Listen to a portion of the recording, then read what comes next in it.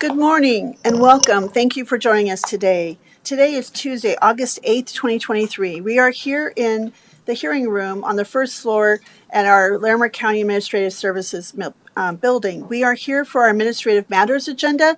I will call this meeting to order and ask everyone to stand for the Pledge of Allegiance. Thank you. I pledge allegiance to the flag of the United States of America and to the republic for which it stands, one nation, under God, indivisible, with liberty and justice for all. Thank you all for joining us for the Pledge of Allegiance. I am Larimer County Commissioner Jody Shag McNally, Chair of the Board of County Commissioners, and I welcome you all and thank you for joining us today. Joining me on the dais are my colleagues and fellow commissioners, Larimer County Commissioner Kristen Stevens and Larimer County Commissioner John Kafalis. Also joining us and helping us with our meetings today is the clerk to the board, Natalie Delman. Thank you, Natalie. Our Assistant County Manager and currently Acting County Manager, Lori Kadrich. Tom Clayton from our Public Information Office, who helps us with lots of things. He'll be taking a couple photos today. And Sarah Martin from our Commissioner's Office, who helps with all kinds of administrative things and will help us with our schedule and public comment. So with that, I will move on to public comment. We do see that we have someone signed up in the audience. Sarah, do we have anybody online or any emailed public comments today? Okay, so I will now ask Linda Hopkins to please come up to the podium. You'll have 3 minutes, and if you could please identify yourself and also where you're from. Thank you so much. Thank you.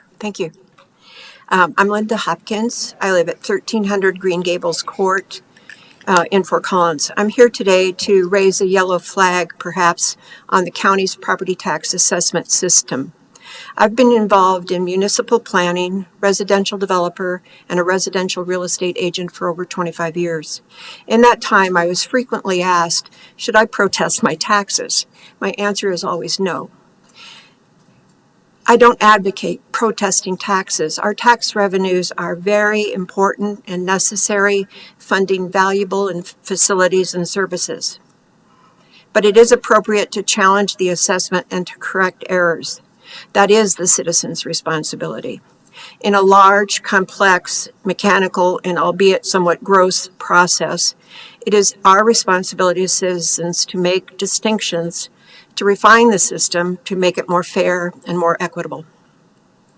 The first line of defense is accuracy. I encourage folks to check their assessment, or the correct number of beds, bathrooms, basement finish, look carefully at the comparables, and then seek to present your property to distinguish it as unique and correctly.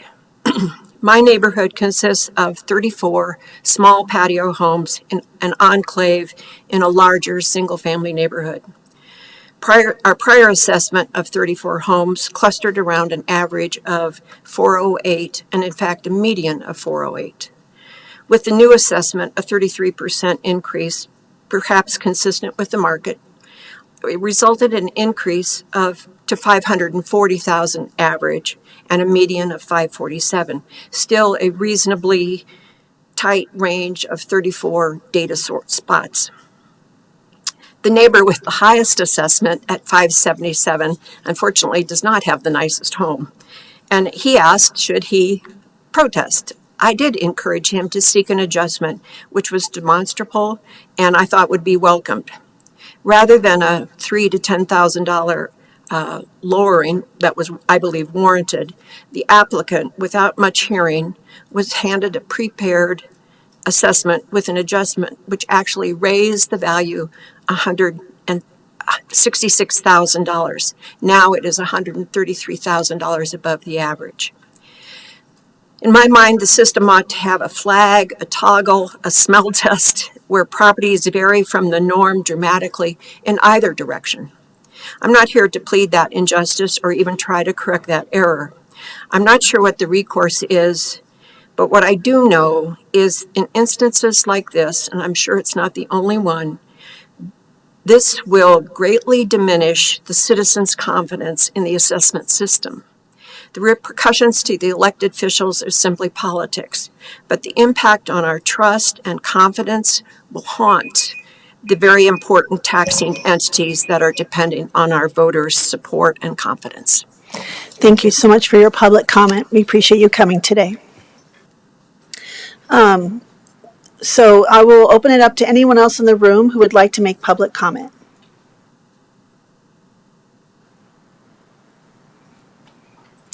Okay. So I just want to double check there's no one online who would like to make public comment. No. Okay, I will now close public comment. Colleagues, would you like to take this moment to respond, Commissioner Kafalis?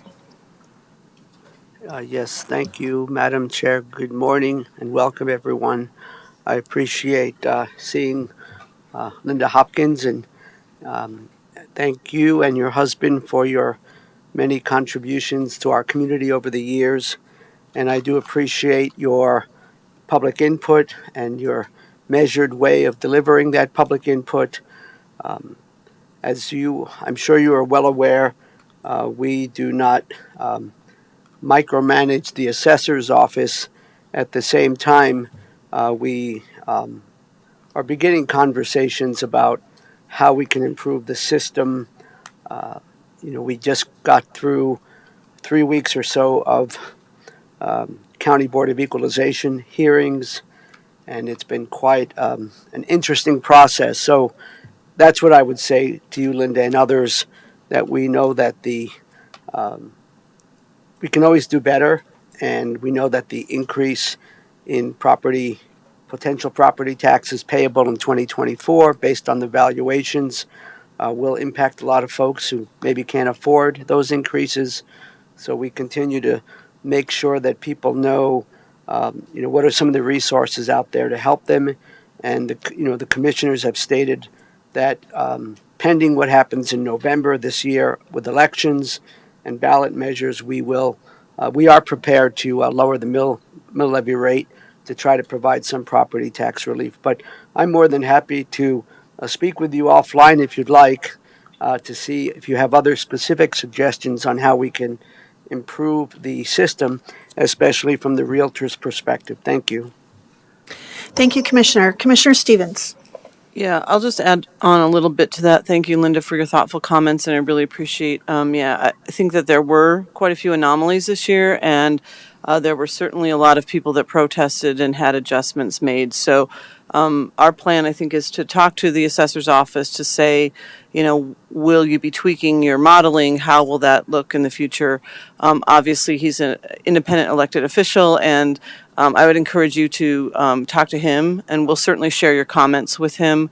But I think if you would meet with Bob Overbeck or Yara Zokai in the office, set up a meeting, they could probably talk to you about that as well. And I think that they would welcome your comments. I'm not sure if they expected quite so many protests and adjustments this year, but it's something it affects the county bottom line, certainly, and it affects our residents' bottom line. And so we really want to dig into that and see, where we can help and make suggestions about maybe getting it a little closer to getting it potentially a little more accurate next time, I guess. Thank you. Thank you, Commissioner. Thank you, Linda, for coming today. I really thought your public comment was thoughtful, and I appreciate you sharing your neighbor's experience. And I'm sorry to hear about that experience. I wanted to. I'm pretty much echoing my colleagues' comments. Is that unfortunately, we have 10 elected bodies, and we certainly provide input to those other electeds, but they manage that process. With our role in our lane with the COB and the referees, we try to do our due diligence. And as both have stated, we're always open and looking for ways we can always improve customer service and provide services to our residents with the utmost of customer orientation as possible. It's one of our guiding principles, is making sure that we're always doing the best we can for our residents. So I'm really glad you came today and shared your experience. I did take down your number. If that's all right, I will have that off to the assessor and ask him to give you a call, and I'll do that today. So and I do appreciate you coming today. So we appreciate folks who come and engage with us. So I want to say thank you. Okay, so we'll now move on to approval of the minutes. Colleagues, thank you for that dialogue. And Commissioner, anybody have any adjustments and deletions or additions for the minutes? Okay, I will ask Commissioner Stevens to make that motion for the approval of the minutes, please. Yes, Madam Chair. I move to, sorry, I didn't know if my mic was on. I move to approve the minutes for the week of July 31st, 2023. Thank you for that motion. Any further discussion?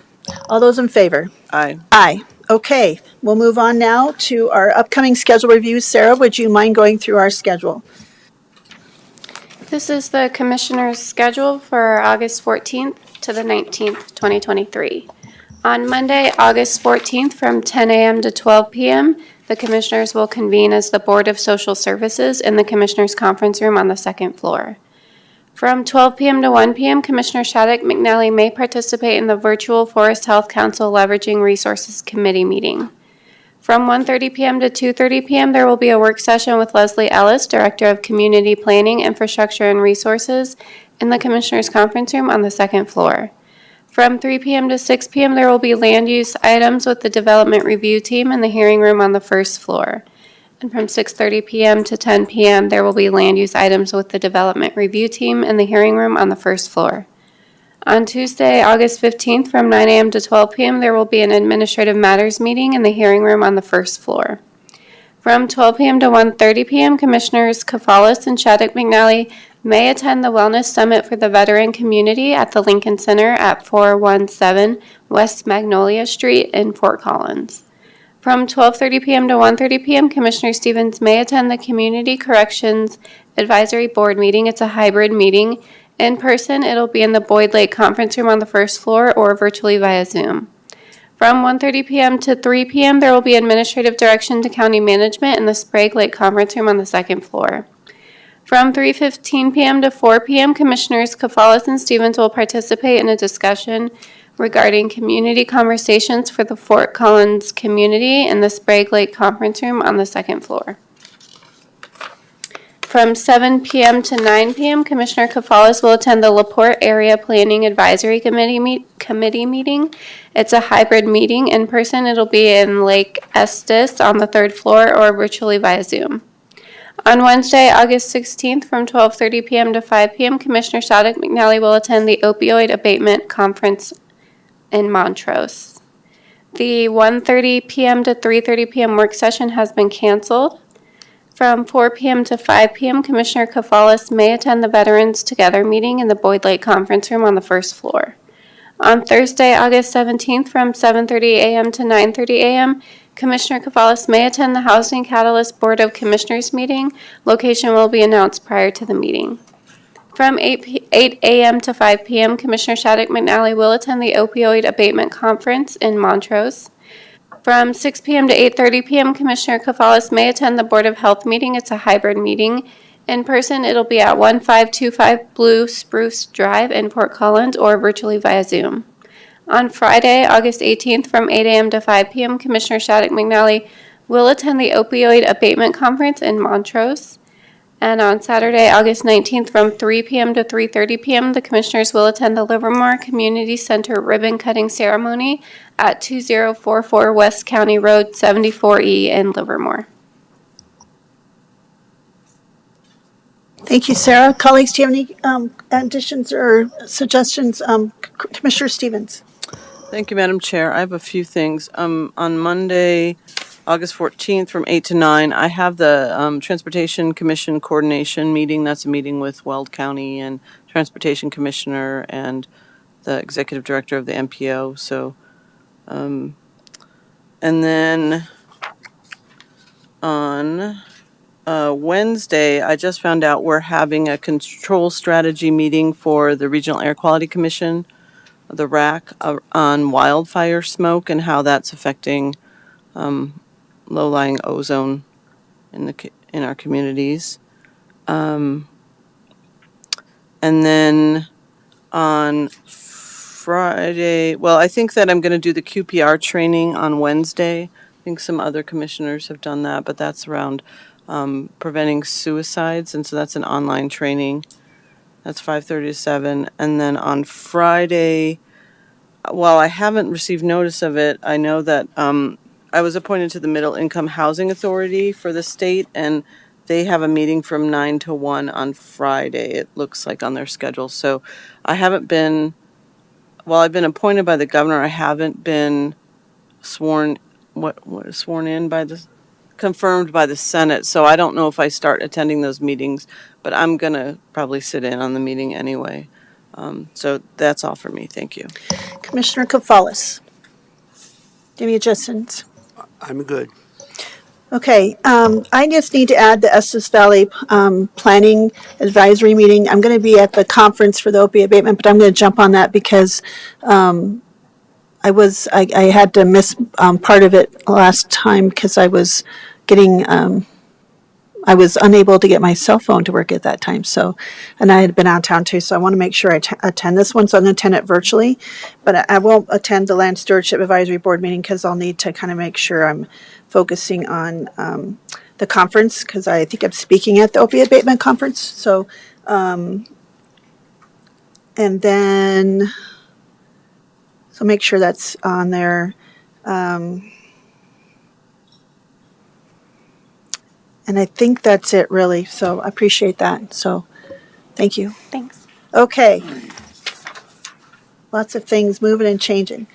Okay, so now we'll move on to our consent agenda, and then our next item after that is our special guest. So I'm going to read quickly through the consent agenda, but for those, I will read at a high level. For those who are really interested in all the details, you can go to our larimer.org on the Boulder County Commissioners website page, and all of our emails, our schedules, our meetings, our videos, and our agendas and the attachments are there. And this helps with any of the details you might have on the consent agenda. We have we usually have pretty long consent agendas. Today we have a pretty brief one. So I will start with that. But really, consent agendas consist of items with no perceived controversy and routine administrative actions such as abatements, agreements, deeds, final plats, and liquor licenses, resolutions, and other matters previously reviewed by the Board of County Commissioners. Staff recommends approval of the consent agenda, and a commissioner may request that an item be pulled off the agenda and considered separately. And items that will pulled from the agenda will be considered after the board takes action on the remainder of the consent agenda. So now I'll read through this consent agenda. We have one agreement, which is a roadway surfacing maintenance agreement to County Road 70 I-25 overpass, and that is with the state of Colorado, and that's an IGA for the overpass paving. We have 3 liquor licenses. First one is a liquor license renewal from Branding Iron Liquor in LaPorte. We have a second liquor license renewal from Ellis Ranch Incorporated in Loveland. And we have a third liquor license renewal from Supermarket Liquors in Fort Collins, Colorado. And then we have 2 miscellaneous items. Both are requests for approval to enter upon lands to do weed mitigation, and this is submitted by our Department of Natural Resources. And that is all that's on our consent agenda today. Colleagues, do you have anything that you would like to pull from the consent agenda? Okay, well then I'll ask Commissioner Gonzalez to make a motion to approve the consent agenda, please. Thank you, Madam Chair. I move to approve the consent agenda for August 8th, 2023. Thank you for that motion, Commissioner. All those in favor? Aye. Aye. Okay, so now I will move on to our special guest. And my special guest today is Monty Williams, the Forest Service Supervisor from the Arapahoe and Roosevelt National Forest and Pawnee National Grassland. There are a lot of updates for the Forest Service, and I've had some great conversations with Monty and through my work through the Forest Health Council. No, there's a lot going on, and I really appreciate Mr. Williams coming today. And I don't know if you've ever come before the Board of County Commissioners before. I don't believe so. Long time ago, at least probably a decade. Well, I'm teasing you. At least pre-COVID, which feels like a decade. Yeah, So, yeah. Well, you haven't come before us, so I welcome you to come up, and if you wouldn't mind, just go ahead and introduce yourself, and you're our special guest today. I know you have lots to share. Thank you for being here today. Thank you. First, just I got some maps, and I'm wondering what's going to be easier. Do you have can I give it to somebody here? You can, if I ask you to put them up, or would it be better just for me to put my laptop here? Go either way. If you have it on your laptop, it's probably better to do that. Okay. Let me do that. So just give me a second. I'll get this thing plugged in. Thank you, Sarah. I think it's on. It's right there.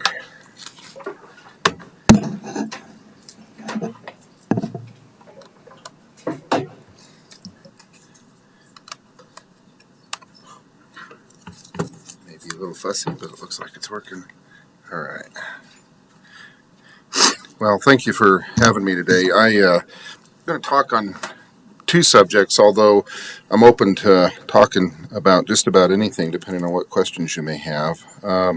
First thing I want to talk about is the rec sport shooting decision. And although the decision was made a few years ago, we're finally getting to a point where we may be doing implementation. And so I want to talk to you a little bit about that. I'll give you a little history and then just talk about where things are at right now. And then the second thing that I was interested in chatting a little bit about is the wildfire crisis strategy and the work that we're doing on that. And so we've done an awful lot of work, as well as on the post-fire work. I see Lori here today. How are you? It's good to see you. And I can certainly talk about that as well. So what do we need to do, or is it all, oh, there it goes, great. Okay. Let me just start with this one here. I'll see if it comes up and what's worth a darn.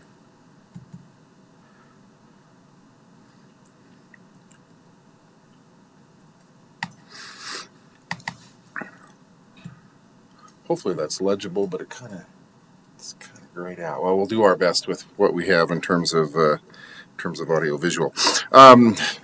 I want to say about 15 years ago, the counties and the Forest Service in northern Colorado tried to work on a shooting ban of some type, and that exercise kind of fell apart. When I got here in about 2016, we had just started again. They just started a meeting again, and we kind of changed how we were doing business. We looked at it as really an issue between the counties, the state, and the Forest Service, and the way the process evolved was basically it came down to a lot of people think that I need to make decisions purely on science. So if there's this much lead or this much noise or this much or that then my decision has got to be crafted based off that science. And it's actually not true. With NEPA, I can make an agreement with a county and then disclose the effects of that agreement, whether it makes sense or not, and that's still legit.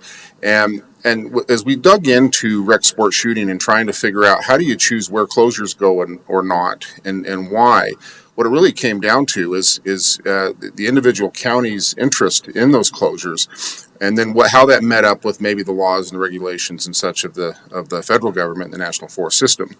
And at the time, as you all well know, you were a much more conservative body than you are now, and so that body was a little more feeling along the lines of less closures rather than more.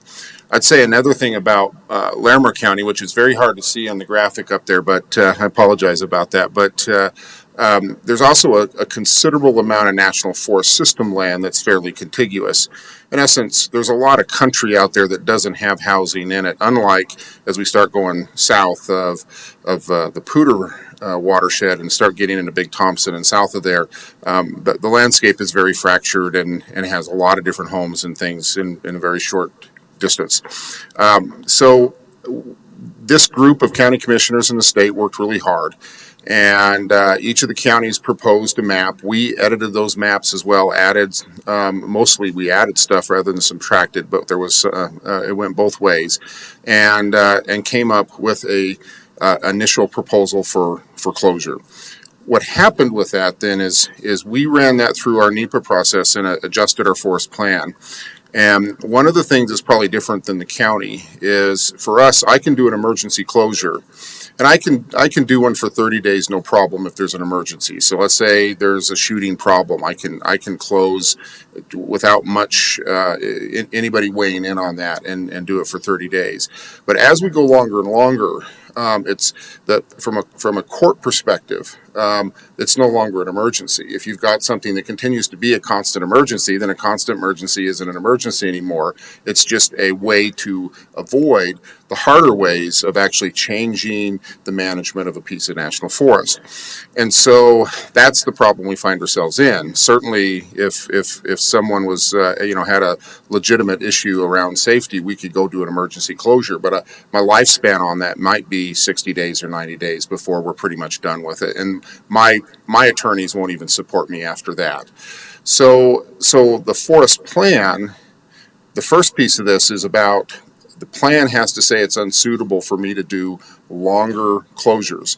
And so what we finished in 2019, right before before COVID, was we had completed a large NEPA document and we'd said certain areas were not suitable. And those are the areas that are in bright red.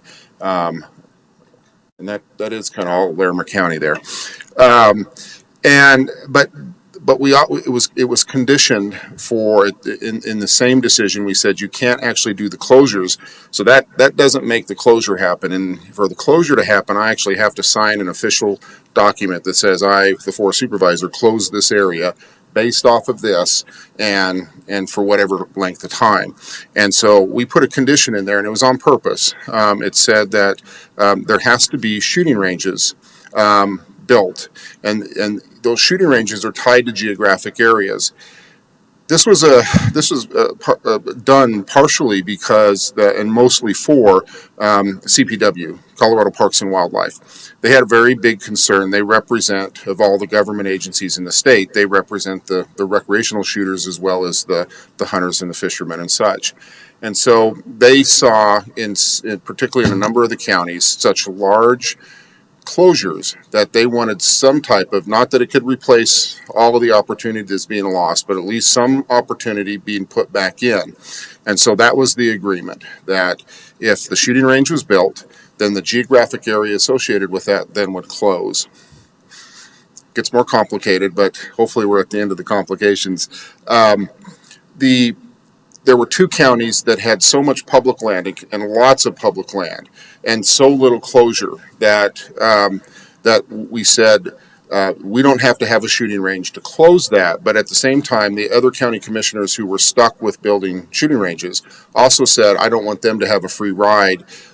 We want once a shooting range is built, then we all agree that it would make sense to close those, even if not all shooting ranges, but just at least one in the national forest. And so where we sit right now is Devil's Nose, excuse me, I've had a fire up at Devil's Thumb and it's on my mind, is fairly close to completion. And so it will open this spring. So it's going to be this spring when we're going to be able to do the closures. So the first of the areas that would close would be this spring, and then that will trigger Grand County as well as Larimer County. Okay. Another piece of this that happened after 2019, which hugely complicates the whole issue, is the Dingell Act was passed. And I'll just be clear, the Congress as a whole, when it comes to legislation, has not been, we encourage you to close national forests to rec sport shooting, but has been the exact opposite. And so it added a number of different reviews and additional public sessions and all that. And the last of those sessions is closed. And I think we're at a point here where we're done with the first of these Dingell Act requirements. And so that should be past us. When we did that, we submitted the Larimer County, the Grand County, and the lower piece of Clear Creek that we were building a range in, and also Clear Creek and Gilpin are going together to build one range instead of independently building two, and that would also trigger a set of closures. So we included all that. Basically what's left is Boulder County and the southern piece of Larimer County that's not covered by a closure by this. So the Dingell Act has got a whole bunch closed, but if we were to try to do something with, like if Boulder today walked in and said, hey, we got a deal and the shooting range is going to open tomorrow, it would take us probably at least a year to go through Dingell Act. So we started about a year ago on this Dingell Act thing so that it would be ready when we were ready to open. So shooting closures, it's exciting. It's going to be a little bit interesting during the time. I think one of the biggest issues that we hear from the sheriffs, and we've seen this in Boulder County in particular, I think to a certain degree here in Larimer, but people, the sheriff isn't interested in coming out for a noise call. But there are a lot of people that have figured out that if you add some safety elements to it, like I heard the bullet go right over my head, then the sheriffs will come. Similarly, the sheriff's department gets lots of calls from folks that just want action on this. They hate it. And so it really does impact their 911 call centers. One of their big fears then is if as closures kick in, that there will be some kind of impact to the 911 centers, and we're aware of that, and actually starting to work with a local researcher that has worked with us on the wildfire crisis strategy to start thinking about what we could do a little bit differently there and help those folks out that are reaching out to the 911 looking for help and not really getting it there. And so we've got some ideas there. It won't solve everything perfectly, but there you go. The last piece of this is there is an adaptive management piece built into this, so there is opportunities to add to it. I don't see that it would increase that adaptive management is really the tool to add large areas. But at our next forest plan, maybe there's some opportunity to talk more area if that makes sense. But I think we'd need some proof in the pudding to go and change something more than where we're at right now. So that's rec sport shooting kind of in a nutshell. Why don't I stop there because I can talk for all morning and not stop and give you a shot for some questions. Colleagues, have any questions? Commissioner Stevens. Yeah, thank you for being here. Nice You to meet you. So with just a couple questions for me. What's the education piece look like? So how will we let folks know where the closures are and where the new shooting range is, and how does that work? So we've got a coalition of all the counties, and particularly Boulder, Clear Creek, Gilpin, and the state that have worked together. I'm not sure on how much participation we've actually had with Larimer, although that's something that we could talk with and make sure you all are looped in if you're not. I'm pretty sure you are, but I'd have to check. And so that public affairs group has been working on a strategy and a rollout strategy and how do we do it. We've been talking everything from things like electronic maps, because once you get up there, especially in some of our country in the South, it's very hard to understand. Are you on private? Are you on federal? Are you in or out? And so there are some free electronic map options. We use it for our travel management maps. That's available and that we're looking at. Another thing is where do people go to buy ammunition and such. And so looking at what kind of thing can we do with the gun shops and such, and really let them know long ahead of time, and then during the process, this is where these closures are at.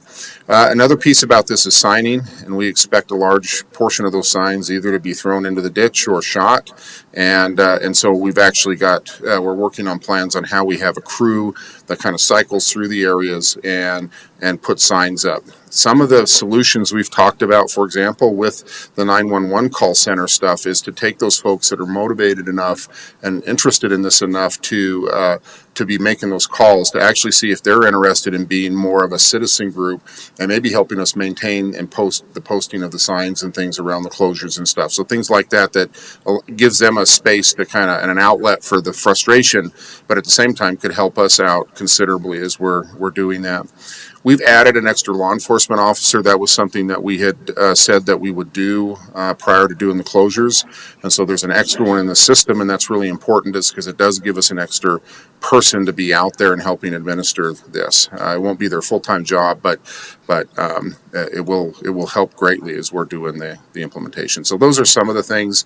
There's more to it. We're looking at kiosks in the main entry point, so you can pull over and where can I shoot and have a QR code, et cetera, but there's a lot of thought out stuff. And if you've got more interest in it, we'd love to talk with you later offline. Great, thank you. That's really helpful. Commissioner Koufalis.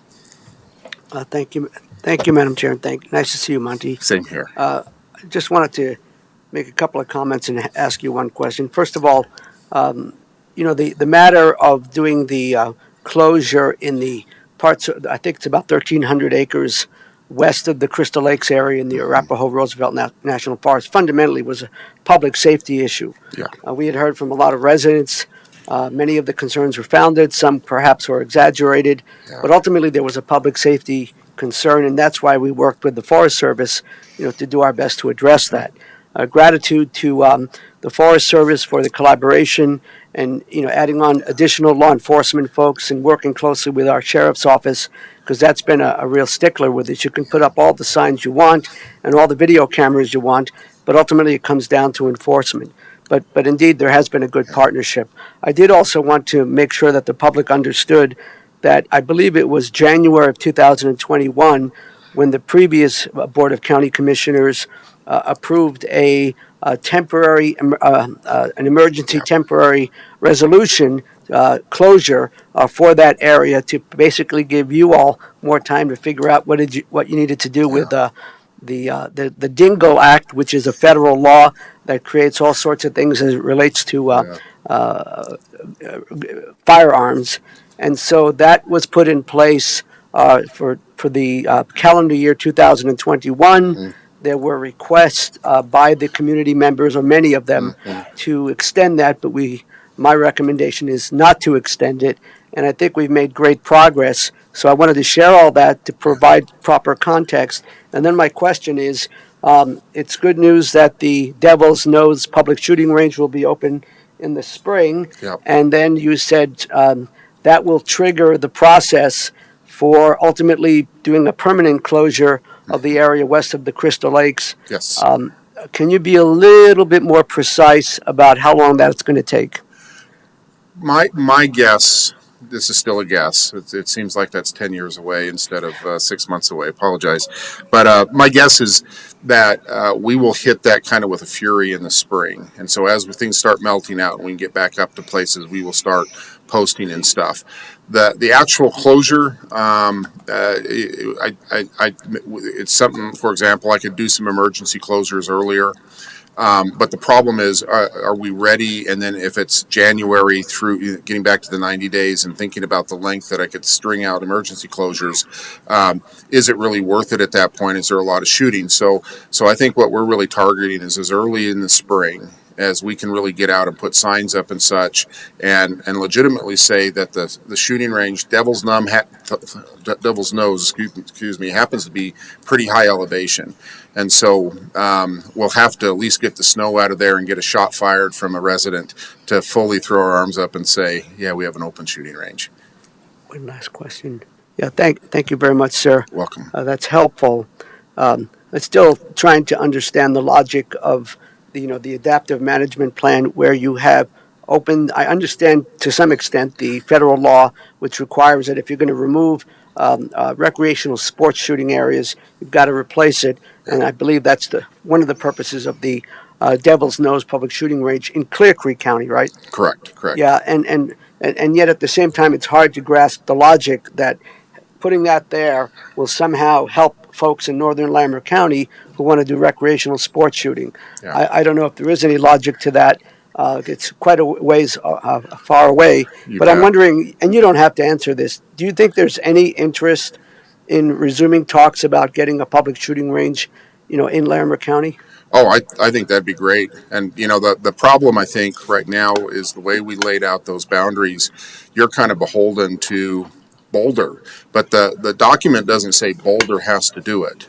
That was the agreement that we had amongst those commissioners. But that if Larimer County were to build one near that geographic area, Estes or Big Thompson Canyon or something, you could get that closure. And so I think that's very much on the board. Another thing about the sense and the logic, I guess, first and foremost, being in the agency for 30 years, it all is logical to me, but that's the nature of bureaucracy sometimes, is that when you're in the beast, then it all makes perfect sense to you. I do think in terms of the nature of the decision, and that's kind of why I started with that, the science and the very logical of this with this would equal this, and therefore why doesn't this make sense? This was a handshake. This was based off of an agreement with each of the counties, and to be honest, Larimer County was very excited about the idea of waiting until that time. I'm not sure if they assumed maybe it would never come to fruition and then there would be no shooting restrictions, or rather it just made sense to them with citizens. I don't know the thinking there, but there you go. So Great, thanks a lot. Thank you, Monty, for being here. I know we're kind of running short on time, and I know you have a little bit more to share, and so I know we probably have about another 7 minutes or something to kind of do the rest. I don't know if you can. Great. And some of my questions have been answered, but you and I have had this conversation offline, and I look forward to continuing that conversation. So I'll let you proceed to the next, because this Awesome. one is one of also really important interests, I believe, for the public. Let me see if I can find the thing. Okay, so I'll start talking. The wildfire crisis strategy, actually, to a certain degree, came out of the work that we were doing here. Senator Bennett was one of the key people that made that come to fruition, and this process that we have been working on that has basically morphed into what the wildfire crisis strategy.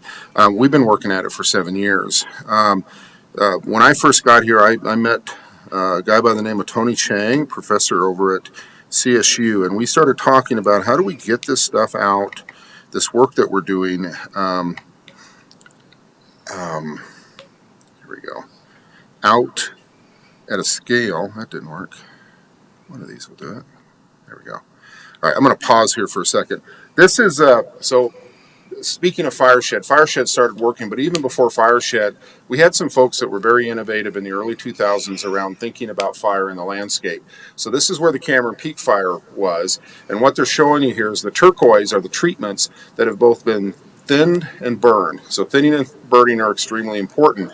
And what we were trying to do is build a line between where the lodgepole ends, where it's almost impossible to stick firefighters in safely, and the ponderosa pine, where not only can we do treatments, but we can maintain them over time. And so that those colors are in ponderosa pine, but mainly think of a line that uses the fire as well as the turquoise. So here's the first big blow up. And as you can see, it caught it. That had 100-mile-an-hour winds on it. And up until this, our researcher, Mark Finney, that's the second big run that stopped up in there, had not seen anything where we had constructed that actually stopped this kind of large fire. And so I got to give kudos to the people back in the early 2000s, but we've also added an awful lot to that turquoise. And the key part, Pingree, we did here about 4 years ago. That's the last blowout. We had no work in there. Nothing contained it until it ran out of fuel. That's where we lost 300 or 250 homes is there in Glen Haven, etc., that part of the area. I'll be honest on that. We did not until Thanksgiving know that we even had it caught. There was a piece that was still burning up above Estes, and we expected, our modelers were saying it would burn until February probably, and was likely to burn Estes. So we had some brave firefighters that went in on a low wind day, 1 out of about 20, and finally got in there and were able to do something with it. Second thing I'll say about that is, if that hadn't been there, it would have easily gone to Livermore and to the highway. There's no doubt it would have gone that far, that on either one of those runs. There was somewhere, I forget the number, if it was 7 or 3 or whatever, and there was 2 different estimates, but it would have made it to the interstate. And so that work, a lot of times you do this work and it's like, well, so what? This didn't burn because you didn't see it burn, therefore there's no consequence. But the reality is that work right there, the reason why we're not burnt out all the way, possibly to the interstate, is because of that work. So in short, to try to keep it within the time that you all have, what this WCS strategy is doing is providing us money to help support this landscape level work. That's big country. There's 50 miles there from top to bottom on that. And we're not just doing here, we're going all the way to I-70. That's not the end of it. My intent in the long term is for this to turn out to be where a fire would struggle to get above 5,000 acres before it would have something like that it runs into. And we feel, if you actually watch that video in the beginning and how it creeps around, if you get up and look at that country, that's actually some really good burning. That's what lodgepole does, and the effects are not bad. That's not where the floods are coming, where Black Hollow is coming from, where the stuff that's impacting the roads here and in Grant County are in those 2 big runs where it burnt high severity over tens of thousands of acres. So we've got a game plan. We're working with the community. This fire shed group is providing us advice. We all work together as to where and how, and so where the strategy is at is not my idea. It's all of our idea. We're all pooling resources, and who's got what is all going into the mix, and we're treating private as well as federal land. And so it's been extremely successful, as I was talking to you a while back, but there's a lot of people reaching out, both to Fireshed as well as Tony, around how are you doing this? Because other people are trying to recreate this. You're just lucky here in this county you had such amazing folks that were sitting there at the table trying to figure this stuff out. I'll say one other pitch. Many of these people that are these organizations that are helping support us were involved in the High Park fire. And so they evolved, these watershed groups evolved to starting to think about the landscape and started working with us about thinning and burning. But when we had the fires this time, it's the same groups that came back now and are doing an awful lot of the rehabilitation. So I'll stop there and give you hopefully a moment or two for questions. Yeah, you did that really well. There's so much going on in that space, and you know how with the Forest Health Council, and even last week we had our wildfire mitigation strategies conference, which went really well, and I look forward to partnering some more. And please keep me in the loop, as you know, I want to be in that loop with the cooperating agency thing, and just make sure I want to be in. I had a talk with Commissioner Stoltzman, so yeah, just know. What we're doing here is pretty innovative, but the collaboration, the partnership, and the relationships you have, fostered, and these other fantastic collaborative partners are so critical. And just know, I think I'm speaking for my board, but we want to be a very collaborative and involved partner, as you know. And I know you're very tight with Lori Hodges, our Office of Emergency Management. Just wanted to reiterate my commitment to do what I can to be supportive. Colleagues, do you have any questions for Monty at this time? Commissioner Gonzalez. Yes, thank you, Madam Chair, and once again, thank you, Monty. I appreciate the Forest Service involvement in the Northern Colorado Fireshed Collaborative.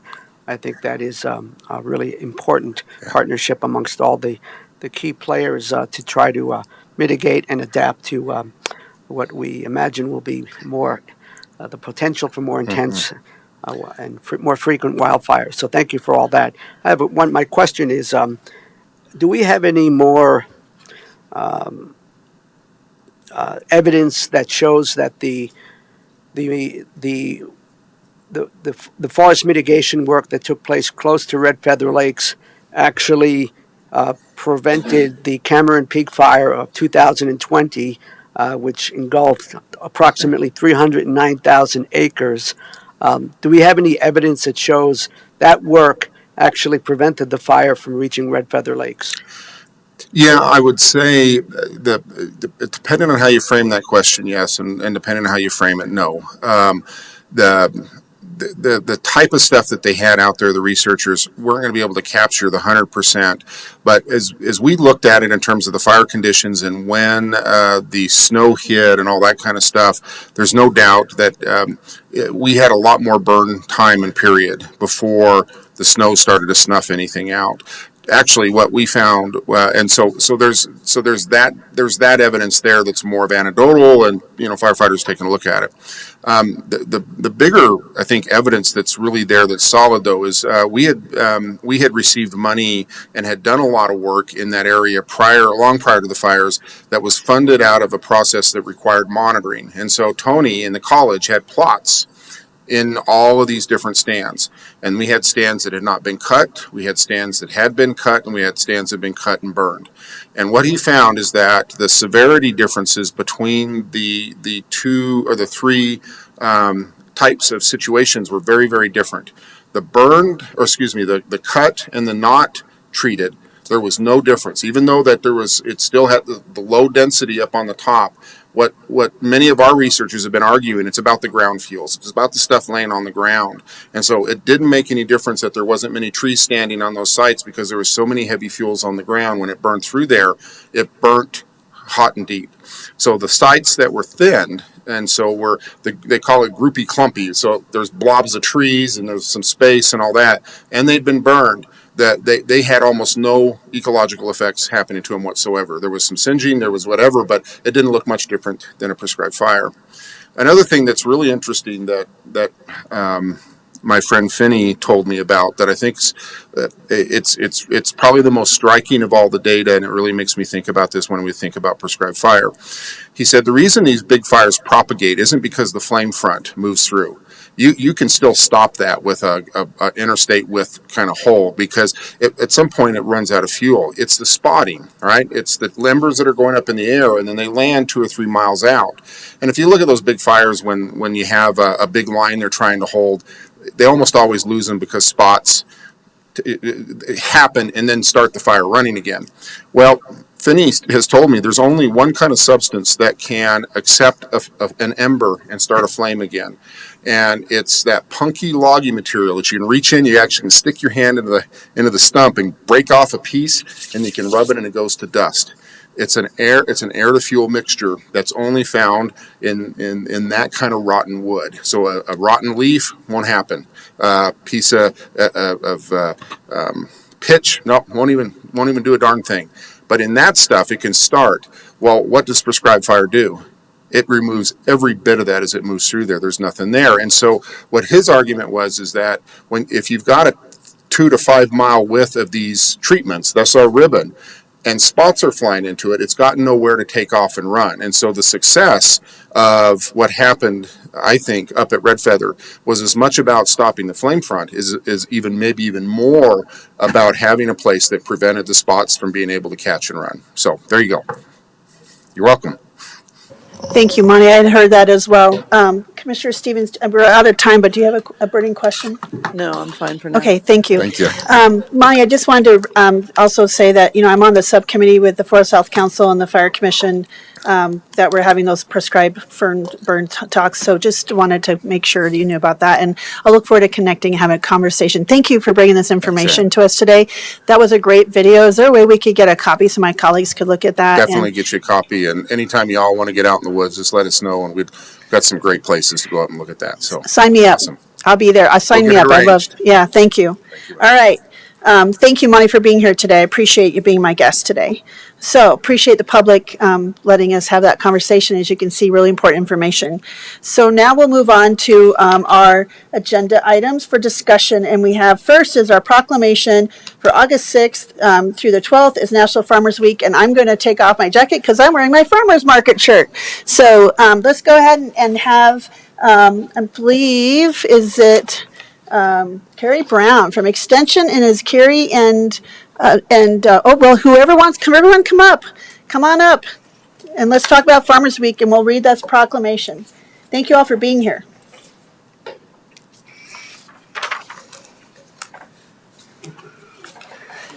And let's have everyone introduce themselves, and then whoever's speaking why don't you introduce, all of you, come up and introduce yourselves, and then whoever is speaking, that would be great. Hi, I'm Rachel Wildman. I'm the market manager for the Larimer County Farmers Market that's hosted here at 200 West Oak Street on Saturdays. Thank you so much for having us today. Hi, I'm Allison O'Connor. I'm an extension professor of horticulture, and the Master Gardeners support the market in helping it run and operate smoothly. Hi, I'm Allie, special events intern for the market. Hi, Carrie Weiner, Larimer County Extension Director. I am Carrie Brown. I'm the Marketing and Communication Specialist, and I'm the one with the camera today. Thank you. So, Rachel, are you speaking for today? Go ahead, and great to see you today. Great to see you all too. We're so glad that you were able to hear this proclamation for us. National Farmers Market Week is put on by the National Farmers Market Alliance, which is a collection of state farmers market associations. We have representation from all 50 states in the United States. Every year in the summer, which is our peak harvest season, we try to have 1 week where we can really showcase the fresh produce coming in.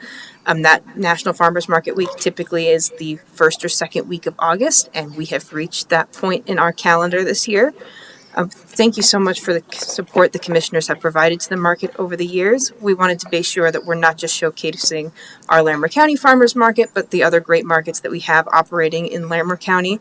We have a great market on Sundays and Wednesdays on Harmony.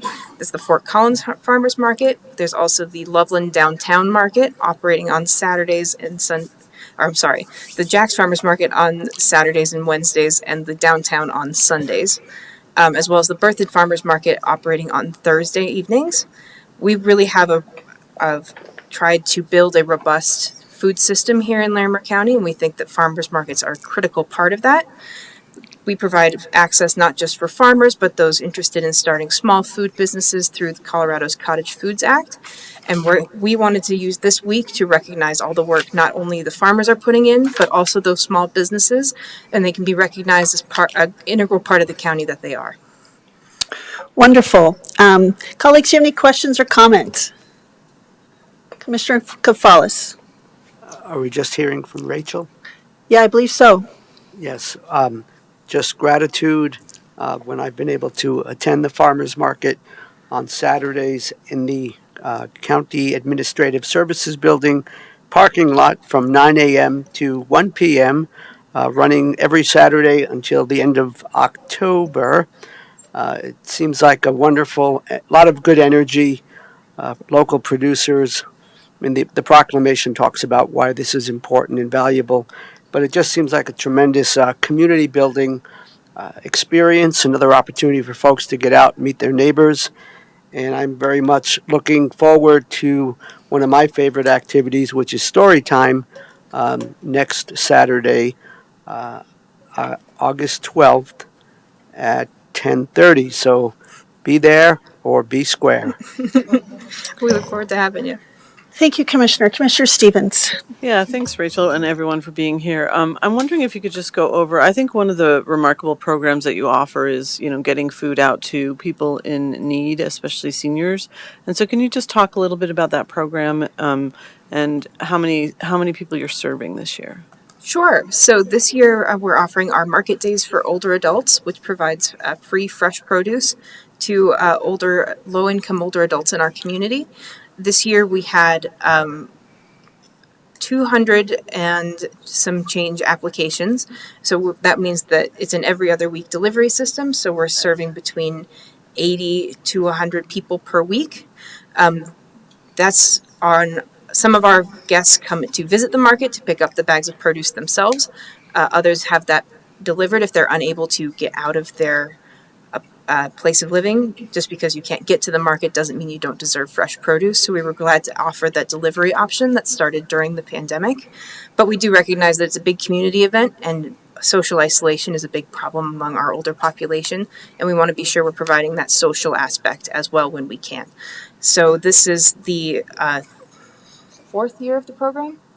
And it's been growing year over year, and we're so happy we're able to provide that fresh produce. It's worth about $18 every 2 weeks to our program participants.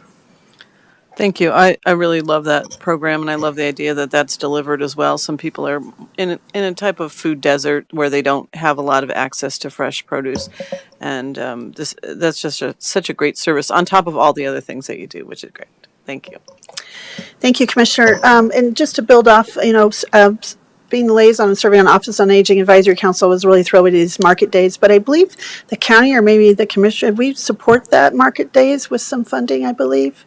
In the past, there was some funding. I'm not sure what the so future of that looks something like. to, as we're expanding and we're seeing that, it's just something to kind of keep in mind and to maybe look into that and see how we can, especially if we're seeing 200 applications, and I know you guys probably seeing that growth as well. And I know the volunteers that volunteer there, they just love it. They just love it. And they always come over and grab me and talk about things. I was there on Saturday. I bought 3 boxes of organic peaches, and my kids came up and they've been baking and canning and all that, and they were delicious, and just lots of great things. And I'm actually probably I try not to blow my weekly budget there, but it's really hard not to. There's such great products and meat and services and everything. It's really a fantastic market. I also stopped by Jack's one because it's on my way to work, coming up from unincorporated Larimer County, and been to all those markets you mentioned, and they're all unique and different. So I really encourage everyone to maybe not only visit the one here in Fort Collins, but explore the other ones because they all are a little different, have some different vendors, and boy, there's some unique things, and it's all delicious, great food, and phenomenal, wonderful people that just wanted to talk to you and share their products, and lots of great conversations. So just want to thank you all for being here today, and this is super exciting to get a moment to remind everyone it's kind of peak farmers market season, and there are lots of things to share. So with that, I'm going to go ahead and ask Commissioner Kafalis. Thank you. I just thought of another shout out that I think we need to put out there. And also I have a question. And the shout out is that we have wonderful staff here, and it looks like an intern that I would consider part of staff, hopefully one day be staff. But we couldn't do this without the myriad of volunteers that are there staffing the extension table at the farmers market and out in the community, and all the various master gardeners. So the volunteers should get a tremendous shout out. And my question is, how is our, I forget what exactly it's called, the community giving program, the one where folks who have their backyard gardens and they have some extra produce, there's a system in place. How is that going? Can you tell us a little bit about that briefly, and how's it going? Sure, that would be the Colorado Grow and Give program. That's the larger overarching charitable drive where growers will, in their home backyards, any extra produce can be dropped off at a central sort of gathering location. All of those are volunteer run. Any extra produce, there's like a cooler set out, and there's a designated drop-off day, usually like a Monday or a Wednesday. All the produce is then collected and driven to the food bank. Last year we had over 4,000 pounds of produce donated.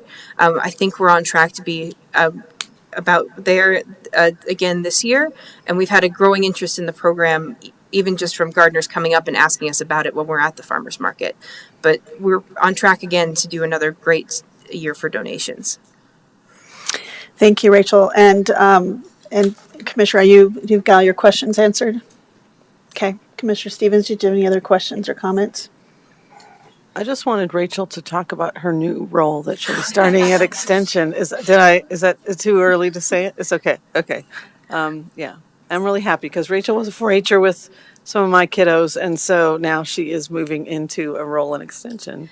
So I'll be leaving my role as Larimer County Farmers Market Manager and Program Coordinator into the 4-H Youth Development Specialist in Extension. I'm really excited to get started in that role. It's all going to be about youth development. I will be in charge of the general projects except shooting sports and the family consumer science projects.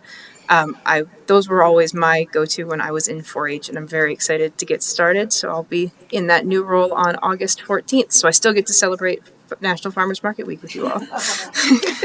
That's amazing. Thank you for sharing that, Commissioner Stevens. Last night at the rodeo, we had Lisa Schulten come from the state youth development specialist, and it was really nice to meet her and appreciate her joining us. So congratulations. But I'll miss seeing you at the market. But thank you, though. I'm excited for you. So, and I wanted to just, again, I think it is of note to all the volunteers and folks, and you guys are very passionate about this, and I enjoy coming to say hi when I come visit the market, and it's just really infectious when you guys are so excited, and the recipes you're sharing and things like that. Just wanted to thank you. And on a Master Gardener note, I went to Teller County, and one of the commissioners there lives at 10,000 feet, and it's actually a Master Gardener now, growing amazing lettuce at 10,000 feet. So he has tours through his large ranch to come look at his, not only how he built greenhouses out of recycled products, but amazing produce that he does. And they're like, how do you get these things to grow? But it's a very short season, of course, but phenomenal food. So I have to share that with you. I was quite surprised to learn my colleague was a master gardener in Teller County, but he's amazing. So anyway, so I will, we could go on. There's so many amazing things and how important it is for community building as the farmer's market. So I think that grateful for this proclamation today. I'll ask Commissioner Stevens to read that proclamation and to make the motion to approve it. Thank you. Yes, Madam Chair. This is a proclamation for National Farmers Market Week, August 6th through 12th, 2023. Whereas farmers markets continue to provide access to safe and nutritious food in the face of market disruptions, while also shortening supply chains and reinforcing a competitive food system benefiting producers and consumers. And whereas the Larimer County Board of County Commissioners recognizes the importance, of expanding regional agricultural marketing opportunities that improve access to the Supplemental Nutrition Assistance Program, SNAP, increase access to healthy local grown foods, and promote a more direct distribution of food to individuals and institutions, thereby reducing the overall climate impact of our supply chain. And whereas farmers markets have evolved to serve a set of vital hubs for rediscovering community, helping rural and urban communities reconnect with one another, and creating more equitable economic opportunities. And whereas farmers markets embody the American spirit of overcoming challenges to build back better by contributing to the USDA's food system transformation framework to enhance and strengthen a fair, competitive, and resilient food system. Now, therefore, to further awareness of farmers markets' essential contributions to the American life, we, the Larimer County Board of County Commissioners, do hereby proclaim the week of August 6th through 12th, 2023, as National Farmers Market Week. And we call upon the people of Larimer County to celebrate farmers markets with appropriate observances and activities. Thank you, Commissioner Stevens, for that motion. Would you please, for reading the proclamation, would you make that motion, please? Thank you. Yes, I move to approve the proclamation declaring August 6th through 12th, 2023 as National Farmers Market Week. Thank you. Colleagues, any further discussion, deliberation? All those in favor? Aye. Aye. Okay, for those of the public, we're going to take a very brief moment just to take a photo opportunity to share with this proclamation, and we'll return momentarily. Thank you.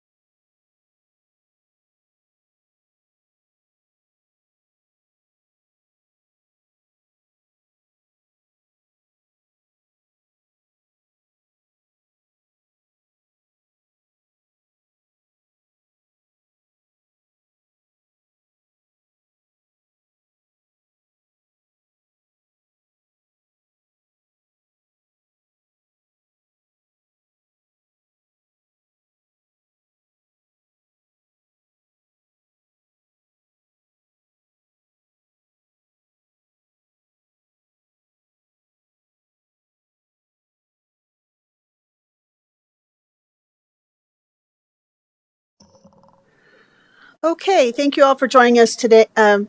Letting us take a moment for taking that photo op to celebrate our proclamation declaring August 6th to the 12th as National Farmers Market Week. And we are now back for our second discussion item, which is our 2023 monsoon flooding disaster declaration, which is to ratify the document that I signed last week. And I'll ask Lori Hodges, our Larimer County Office Emergency Management Director, to come and join us. Thank you. Hi, good morning. Lori Hodges, Emergency Management Director. So as a lot of you know, on Thursday, August 3rd at 1 a.m., we did have a large flash flood that occurred in the retreat, the Glen Haven area, and along the Buckhorn, County Road 44H. This did cause some damage to both public and private property. We did not lose structures. We did not have damage to structures. We did have ancillary damages to a deck, and then some driveways, culverts, private bridge, and some private roads. As far as public damages, we had a little over $1 million in public road damage from this flood event. So I worked with Commissioner Jody Shaddock McNally on Thursday, August the 3rd, just to kind of talk through where we were at that time because of the damages that we had seen, or the damages that we expected from the storm earlier that week. We thought we were going to be meeting county thresholds for a disaster declaration at the federal level. We did not think that we were going to meet thresholds for the federal declaration from the state perspective. They have to meet a more stringent standard of about 7 million, and we have to have both. However, I spoke with the state of Colorado, and many other counties were reporting damages, so they recommended that the county declare in case we meet our county threshold. They believed that they were probably going to meet their state threshold. So that is part of the conversation we had on Thursday. So on Friday, that disaster declaration, it was a verbal declaration on Thursday, and then on Friday, we had that declaration signed by the chair of the Board of Commissioners. Today is to do two things. One is to ratify that declaration by the full board, but the other thing is within the declaration today is to extend the declaration to August 31st. And the reason for that is because we're just now starting the the late summer monsoon. So if we do have additional damages in the rain events that are expected this week, it could become part of this declaration. So the recommendation is to extend the disaster declaration to August 31st. And then as far as funding is concerned, we do not have a recommendation today to move any funds into Fund 105. We do not believe that that's going to be needed for where we're currently at. If that changes, I'll come back before the board. So currently, budgets should remain the same. Any questions that you guys have for me? Colleagues, do you have any questions? Okay. Thank you, Lori, for you and your team and your diligence and efforts and your expertise in this matter. You're certainly a great asset to Larimer County, and it's really important that for the expertise and diligence that you have for these times, and you move so quickly, and just your expertise is just so appreciated. And I just want to thank you and your team, your amazing team.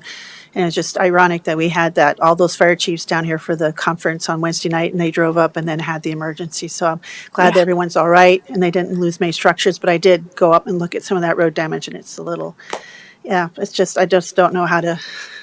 Well, it's repetitive, so at some point you have to decide what level of repairs are you going to make to it when you know that the next flood event can take it out again. Yeah, I know. It's an interesting cycle. Commissioner Stevens. Yeah, with regard to that, I mean, what repairs how do you determine that? Because, there are areas that, we seem to be continually, and is it 44H? Is there a way to make something permanent enough that will stay? Clearly we have to keep the road functioning, and yet, it seems like, how much money do you pour into before you say, we can no longer do this, or we have to do some other kind of, we have to think of something more expensive that would really shore things up. Yeah, I did speak with, I'm not an engineer, I did speak with Todd Juergens yesterday, and that was kind of his take, is for some of these roads that have the repetitive loss, he's not going to do the full repair of the road to where it was pre-flood, because we do expect that we're going to continue to have flooding in those areas because of the Cameron Peak Fire burn scar. So he makes it passable for now, and then they maintain it, and that way they save the money from the next time. They just make it passable until we know that we are getting to a point where we're not going to see that flooding anymore. And then there's a plan to really put more funding towards making that road the way that it should be for the longer term. As far as resilience of the roads, we've talked a lot about County Road 44H and the need to make it a more resilient road. We tried to do that during the 2013 flood, but we were denied by FEMA. So it is a expensive endeavor, but it's obviously needed because that road is a chronic road that continues to have problems from flooding. So in the next couple of years, is that something we'll be looking at sort of, or, you know, I remember when we went up a year or two ago that there was a lot of work being done on that. Was that some of the more substantial work, or was that kind of just the general kind of work to keep it That was the passable? 2013 flood repairs. So it took us okay. about 10 years to get County Road 44H repaired.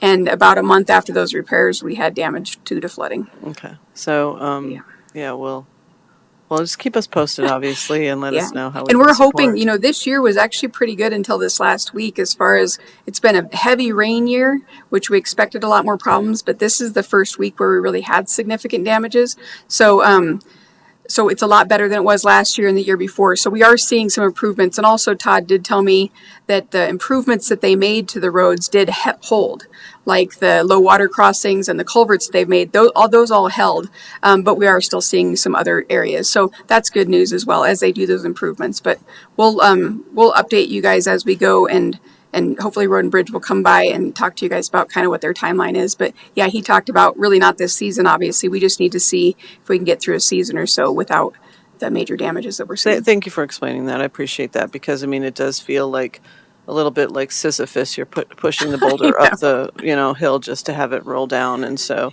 but you also can't just close the road either. So it's like right, this exactly. catch-22. Like it's a very hard situation to be in. So thanks for your work on that. Commissioner Kafalis, do you have any comments?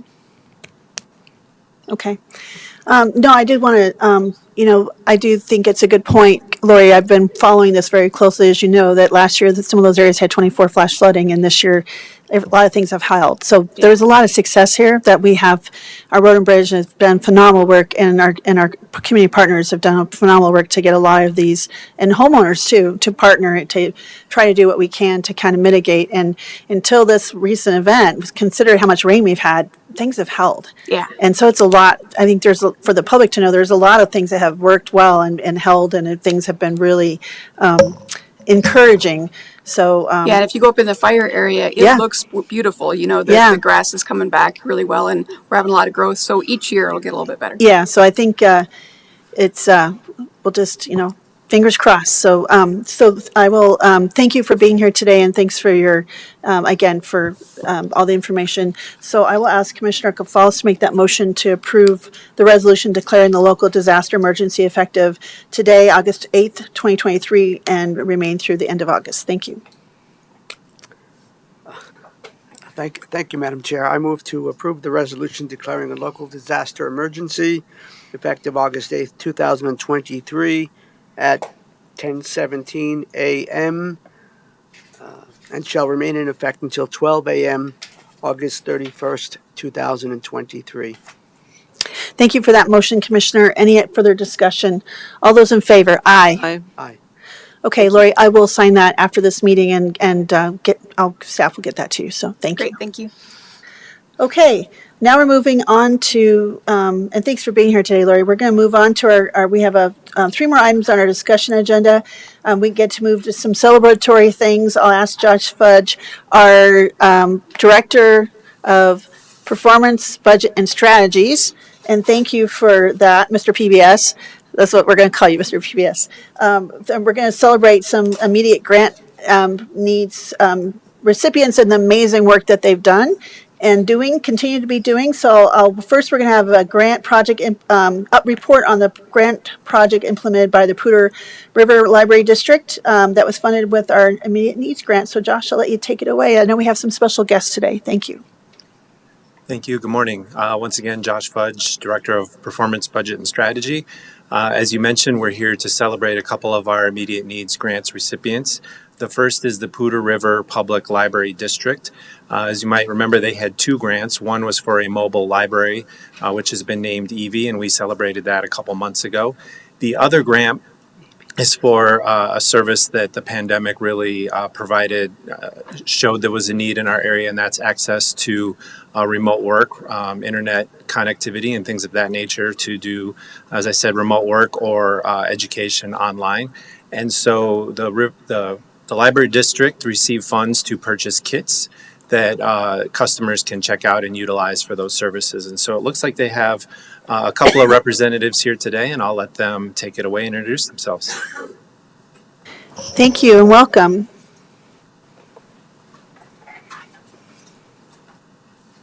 Thank you. Do we have the visual? Yes. Okay.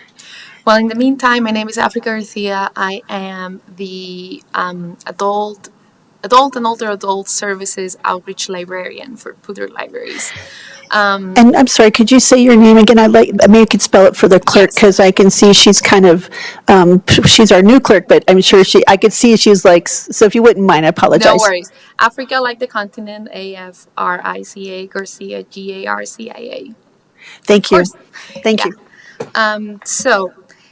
I'm going to talk about those kids that Josh has mentioned a little bit on the impact that they've had on our community since they were available to them. We received a total of $28,700 that we used to put together those kits, but eventually we were able to use a little bit of extra money for other things that I'll talk about in a second. But we put together 20 kits that look like this, clear backpack. The content of the backpack is a Chromebook, a charger, a hotspot with service, internet service, a mouse, and instructions in English and Spanish for people in case they don't know how to use it. We put together 20 of those, and they were made available to the community at the beginning of 2023. Since then, we've had 14 checkouts and 4 renewal requests. And what I mean by renewal requests is patrons are not able to renew these kits by themselves, like you could renew a book or any other library item. They do have to check in with us after 6 weeks, which is the checkout period. And we have a conversation with them, see how everything's going, if the kid is actually helping them for their needs, if there's something that we can do to help them. And then we proceed to renew those for another 6 weeks, as long as we have kits available and no one is waiting for one. So we had 4 people request a renewal for a little longer, and we've actually been able to use the kits for classes with PSD. These classes were in Spanish and targeted parents of PSD students whose primary language is Spanish, and they really needed that extra help with digital skills. So we were able to use the kits before they were made available to the community for these classes. And it was actually the first 3 people that checked out the kits when they were made available were people that had taken this class with Poudre Libraries and PSD. And because they felt comfortable now using the devices that, they didn't before, they decided to check them out. And I included some feedback from people that have benefited from these devices. The feedback was given in Spanish. I just translated it because to make it available and understandable for everyone. I learned how to check my email on a computer, and my daughter was able to take an online training and get a job because of that. And for that, I'm very thankful. This was one of the PSD moms that took one of the digital skill classes with us. We learned how to use it and kept it for 12 weeks. And because of that, we felt confident to purchase our own device after saving for some time. And we bought the same one. They decided to buy exactly the same device that they had been using because that was the kind of device that they now felt comfortable with. I thought that was great. It is so helpful to have a device and access to the internet at home. I mostly use it in my role as a community connector. One of our local community connectors is currently using one of those for the work that she does, and that's amazing. In addition, and thanks to our IT department who found a better deal on the Chromebooks and the hotspot services and everything, we had some extra money that we used to buy 20 extra hotspots for our regular library collection. Those hotspots have helped a lot reducing waiting times because the hotspots that are available through our branches only check out for a week, in contrast with these ones that check out for 6 weeks. And they are always on hold. People are usually just waiting for those. So being able to add 20 extra hotspots have helped a lot. We also bought 10 iPads for digital programming. The iPads are not available for checkout. We use them in the outreach department for programs that we offer. And a couple of examples of things that we've done with those iPads are we are currently using them once a month for digital programming at a memory care facility. We are helping residents with their memory skills with different apps and showing them how to use the iPads, and we started that back in November, and it's been very rewarding because it's the first time that we've done this kind of work, and after a few months we've noticed that some of the participants that are usually always the same now they remember things. They know how to get out of the app and choose a different one if that's what they want to do. They have been really excited to play the piano on the iPads. It's something very simple, but that has brought a lot of joy to these residents. We've also used the iPads for stop motion programming for those participants who did not have their own device to use the app that is required for the stop motion. And we most recently used them in our Imaginantes program, which is a week-long program for underserved youth. The theme for this year was photography. So each participant was provided with an iPad to take the pictures for their final project for the program. And lastly, we were also able to purchase charging cards for the iPads and the Chromebooks to have somewhere to keep them while they are in the office, and an UV cleaning card to disinfect all the materials and devices when they are returned to us. And that's it. Thank you for your support, and if you have any questions, I'll be happy to answer those. Thank you so much, and thanks for that really thoughtful presentation, and really glad you're here today, and appreciate you guys waiting as we had a lot of agenda items today. So I will open it to my colleagues. Commissioner Stevens, do you have any comments or questions? Sure. Thank you for being here, and thank you for explaining the program. And wow, way to stretch $28,700. Good job to the IT and procurement team at the library for doing that. That's remarkable. I mean, you've changed a lot of people's lives with a relatively small amount of money, and so we're glad to know that the program's going well and that people are. I mean, the testimonials were pretty telling of that. That it really is benefiting people. And I do understand the concept of wanting to get the exact same thing. I know how to use this tool. Yeah. I'm going to get the exact same thing. So that was great. So I don't think I have any questions. Just thank you for explaining where the money went. And I was glad that you could not only do the program that you had asked for, but to do even more. And so the outreach that you do and the memory care, I didn't know that you were doing outreach with memory care. So that was a great story as well. So thanks. Keep up the good work. Thank you. Thank you, Commissioner Stevens. Commissioner Koufalis. Thank you, Madam Chair. Gracias, África, por su presentación y su buen trabajo. Tengo unas preguntas. Pues la primera pregunta es, ¿cómo están informando la comunidad sobre estos servicios y de dónde vienen las gente que están participando en este programa? Y la segunda pregunta es, ¿cómo van a sostener este programa? Do you want me to answer in Spanish? I thought it might be interesting. Well, I suppose in English, but I thought it might be interesting for folks whose primary language is not Spanish to hear Spanish and wonder what we're saying. So I just thought I'd put that out there. But it Muchas might- gracias, in the interest comisionado of, Cafalas, por su pregunta en español. I'm going to answer in English. The question was how we are advertising the program and how we're going to continue the program once the money is gone. So the way we're advertising right now, we started, as I said, we made it available at the beginning of the year, and we had a very soft launch because we didn't know what kind of response we were going to get, and we only had 20 kids. So we wanted to be mindful of that, and we also wanted to make sure that these kids were going to those who really needed them. The libraries have other devices that people can check out, but they do check out only for a week. The goal of having this check out for 6 weeks is that they really go to those that have nothing else at home, no internet access, no devices, nothing. So we started promoting through our partners that work with individuals and families that really need this. We work with PSD, we worked with La Familia, other organizations that we partner with all the time, and we let them know that we had this available and that they could always refer people to us if they had this need.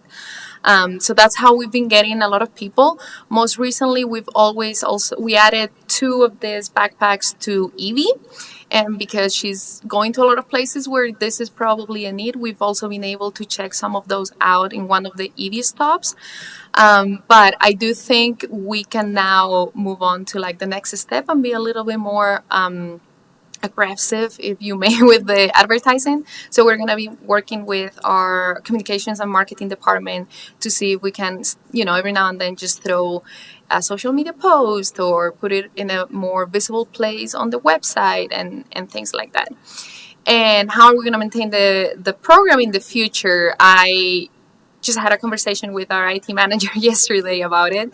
The good thing is, the devices are already paid for, so that's good. The only expense that we would encounter once the initial 2-year period ends is the service for the hotspots, the internet service.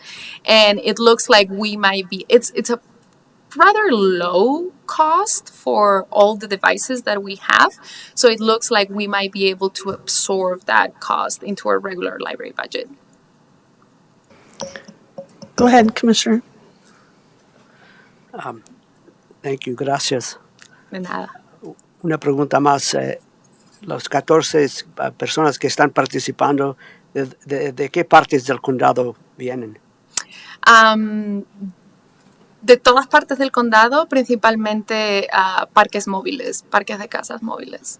The question was about the people that have participated, like which area in the county they live in, and all of them at this point have been residents of mobile home parks.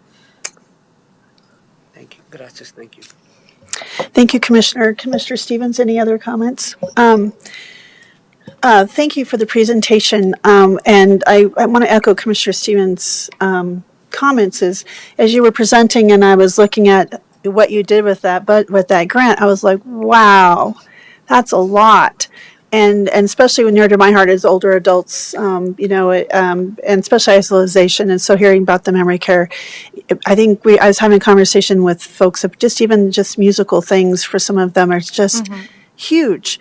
And I know for Office on Aging, we also got some iPads trying to help folks connect. So hearing that other programs are also doing that is really heartening. And I wanted to thank you for that because it seems like you had a wide range of demographics and age group that this grant impacted. And that's even more remarkable than what you've already shared. And it really feels like you've been trying to be very intentional and thoughtful with who had access to these and how, you're helping them, magnify the impact and thinking about 2 people using one device, help the person with the device, but then the daughter was able to apply for a job. That's 2 for 1.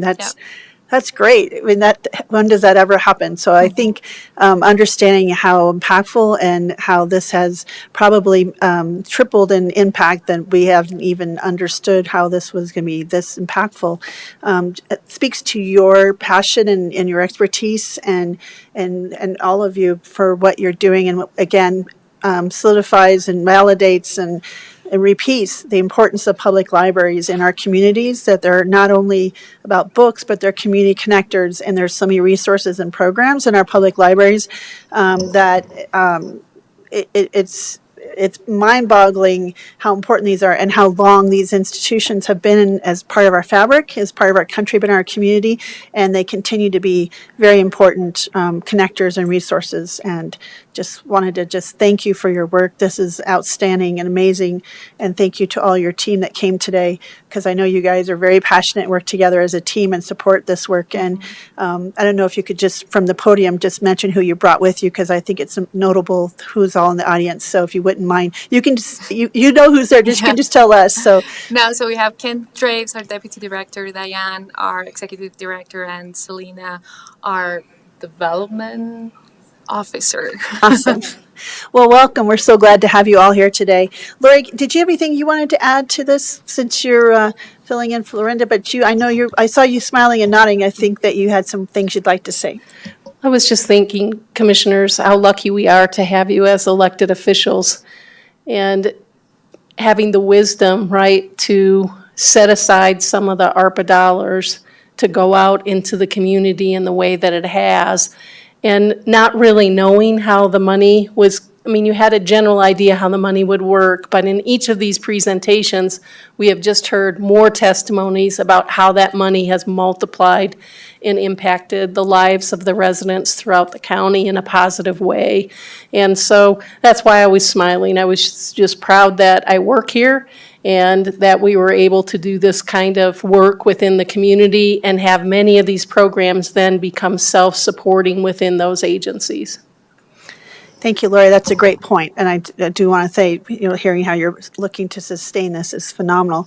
And I want to not be remiss, but, the American Rescue Plan dollars came, but we have outstanding staff in Josh Fudge and Laura Walker, who way above and beyond their normal everyday duties as directors, pulled together this immediate needs grant program and got this money out, because we wanted it out quickly, because the needs were immediate after the pandemic. And I know people don't like to say it, but these are unprecedented times, and we wanted to make sure we could use this money to help our community. So Josh, big kudos to you, and I'm really glad we're doing these series and bringing to the public to understand how important grants are and the programs that they support. And so appreciate you all being here today. We are going to take a quick, unless you guys want to wait, we could do both. Well, let's go ahead and do our photograph with you, because you guys have been here real quick, but we've been doing this with all of them. So we can put these on the website to tell the story, because I think it's really important to talk about our partnerships. So we're going to pause again just for a moment and take a quick picture, and we'll be joining you back in momentarily. We have couple more items. One of them is another presentation. Thank you.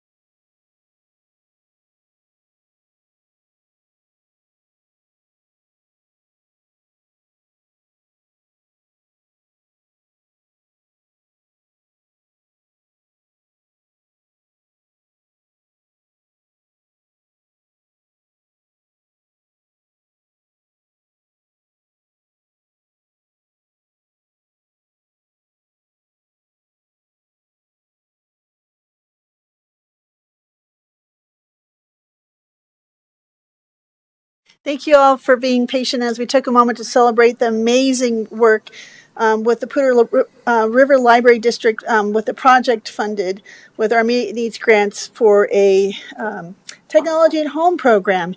And thank you to Africa Garcia and Diane LaPierre and all the folks that joined us today. Phenomenal work. We're very grateful for that. Josh, we have another presentation on another immediate needs grant. And I see a very familiar face who I just think is phenomenal. Glad to see her here. I'll let you present. Thank you. Thank you, Commissioner. So the second grant that we are celebrating today is for the Teaching Tree Early Childhood Learning Center. They are a child care provider in both Loveland and Fort Collins. During the pandemic, of course, to stay open and operate safely, they needed to basically have smaller cohorts of children in their facility. And of course, that required extra staff time and cost. And so we were able to provide an immediate needs grant to help them out with that and to stay in business. And so with that, I will turn it over to Ann Lance from Teaching Tree. Thank you, Josh. Welcome, Ann. Great to see you. Thanks for waiting for our big, long meeting today. Problem. Got me out of the office, right? Yeah. But I missed the kids already. All right. So yes, I'm Ann Lance, Executive Director of Teaching Tree Early Childhood Learning Center. Good to see you all. The best part about receiving funding is getting to say thank you, and thank you in person instead of a letter, or acknowledgement that way. It's so good to be here. So again, thank you, Board of the County Commissioners and those involved in the process of the Larimer County Immediate Needs Grants Program. This funding was instrumental in keeping the doors open at Teaching Tree, and allowing, children to thrive and parents to go to work every day. As we know, that was a hard time during the pandemic. So a little bit about our philosophy and mission, and what we do every day. We provide quality childcare for low and middle income families in Larimer County. We provide a safe and stimulating environment for children year-long while parents work or attend school, supporting their self-sufficiency efforts and goals. We prepare children for school and lifelong success, ages 6 weeks to 5, and in the summertime we run a small school-age program as well when the kids are out of school. We have centers in Loveland and in Fort Collins, and we serve approximately 400 children annually. So if there's anything good that came out of COVID, I would say that it really highlighted the importance of our work. We know childcare is needed in our community and how necessary it is, but when COVID happened and centers were closed and parents had to be home, but they had to work at home and some had to be out, emergency workers and those kind of folks, childcare really uplifted in our community of how really important it is and how we really are important of that economic piece. So Teaching Tree received $97,448 to fund classroom cohorting in 2022. So what is cohorting? We implemented it in the early days of COVID in May of 2020. It's basically keeping classrooms together and not mixing the children together. And in childcare, we have to mix children early in the morning and late afternoon, and it really is driven by funding, and it helps, to stagger teachers and time that they come in. So we knew that this was really important, and actually it was a health department mandate at the time that we couldn't mix the children at any time. And so cohorting costs money because you need more teachers to cover the entire day. So it really helped us to keep our classrooms open. And it also decreased the spread, so it was a safety issue, just decreasing the spread of COVID when it did enter our classrooms, and it just decreased exposure. So by keeping the classrooms open, it allowed parents to have the childcare that they need, so that they were able to go to work and work consistently without having those closures happen. So a little bit about the grant impact. When COVID began, early on in May, we did have to adjust our hours. So our normal business hours, 6:30 to 6. 6:30 a.m. to 6 p.m., Monday through Friday. And we did have to adjust due to limited staffing and because of cohorting. With funding over time in 2021, we were able to shift our hours from 7 a.m. to 5:30, which definitely helped longer hours for parents to work. And then we did have funding. With this funding, we were able to actually open our doors back to operating hours, 6:30 to 6. So this was a key piece in getting those full 11 and a half hours day back up and running. And it allowed, again, us to continue cohorting and keeping classrooms safe. So it just continued doing what we needed to do to keep our doors opened. Our 2022 statistics, just to give you a snapshot, we served 433 students at both of our locations in Fort Collins and Loveland. We serve 170 last year low-income families that were supported by scholarship funding. And gave $242,000 in scholarships provided to those families. The great news is COVID did enter during 2022, even in 2021. But again, because we cohorted, we were able to only have to close 5 classrooms in that January, February time when when it really peaked. But we only had to close 5 of those classrooms, where if we wouldn't have cohorted, we would have seen much more closures to families and disruption in their work. So again, this was instrumental for us to keep open. And when we did close, it was only 3 to 5 days, so parents working weren't too disrupted in their work schedule. We just had to follow those health department rules when kids could come back, but it was very minimal. So we were pretty excited about that. During 2022, it allowed 795 caregivers to work or attend school. So just some parent feedback. We've received a lot every day, but it's so fun to share a couple. Teaching Tree has been working very hard to stay open during the pandemic. It has been an extraordinary, difficult situation, and their dedication to keeping classrooms open has enabled my family to continue working and provide our child with a more stable routine. And the second one, we're grateful to Teaching Tree for doing a great job during the last 2 years. It's been very challenging, and the consistency of Teaching Tree has been a bright spot for us. We always felt our son was safe there. So thank you again. Just thank you for being here. And it is an understatement to say that you are dedicated and passionate about this subject. And it's just really grateful that you're in our community and the work that you do, because as you show some of those numbers, that just people that you're helping in those working families, it's just immeasurable. So thank you. So colleagues, do you have any comments or questions you'd like to make for Ann, Commissioner Stevens? Yeah, just Ann, as always, thank you for the work that you do. It's remarkable. Thanks for reminding us that you're the biggest nonprofit child care provider in the county. I know, at one you were able to expand in Fort Collins. I know you're looking at Loveland expansion as well. And so I just appreciate your dedication and thanks for explaining how you use those dollars. There again, a relatively small amount of money that really made a difference for working families in our community. Knowing that millions of, especially women, had to leave the workforce because of childcare, requirements at home. It was great for us to be able to have almost 800 people that we could keep in the workforce. That they were doing vital work during COVID, and they were essential workers. But your staff, were also essential workers, and so thank you. Please thank them for us. That they really did a great service. There again, it was an economic service. It was, peace of mind. It helped people keep their homes and food on their tables. So we don't want to minimize the work that they did as essential workers during this difficult time. And so we were happy to help in a small way, but thank you for all the work that you did to make things happen.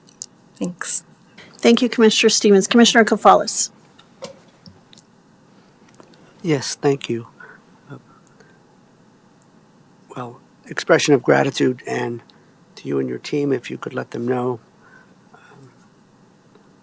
And it's actually really helpful to have the community-based nonprofits and businesses come here and provide us with more details of how federal dollars that we all pay for are invested in the community, and what those, how it really makes a difference in people's lives, being able to go to work, making sure the teachers and the children, infants and toddlers and there and beyond are safe, certainly during COVID. So it's really helpful. Thank you for taking the time. I have one question, and my question is, when is Teaching Tree planning its next open house so we can visit?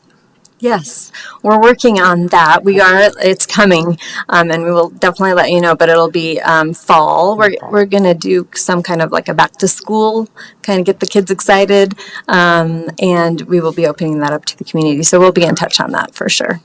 I think you're aware that I'm sure all of us enjoy reading to the children, so Absolutely. hopefully there'll be an opportunity to read to the children. Yes, absolutely. We want you there reading to the kids. So we're going to get you on our calendar so you can come and read to the children. That would be wonderful. Thank you. Yes. Thank you, and sign me up too. Okay. Yeah, I mean, it's always fun to do Yes. read aloud to kids, and I miss doing that nightly with my kids. So I still have all of our worn out books in my library because I like to look at them and remind myself of those evenings where we would read. So I appreciate that. I just again, I want to echo a little bit of what my colleague said, but certainly. There was billions dollars of lost in productivity and then that's according to the Harvard Business Review, mostly from moms, but from parents who had to, the daily challenge of having to manage work and childcare, but not even able to go to work because of the shutdown. But I think Commissioner Stevens stated it well. You guys were very much essential workers. My husband works in healthcare, and a lot of people were still going to work during the pandemic when everyone else was kind of shut down. And so having that stress, but having to show up, and I'm sure your workers also had challenges during the pandemic to try to keep their families safe and rolling. And so I agree with Commissioner Stevens. Please make sure your whole staff knows how much we value them and how much their work matters. And you and your whole team with not only having that childcare open, but extending the hours. I'm really glad you pointed that out. To have that 11 and a half hours was critical because not everyone works a 9-to-5 job.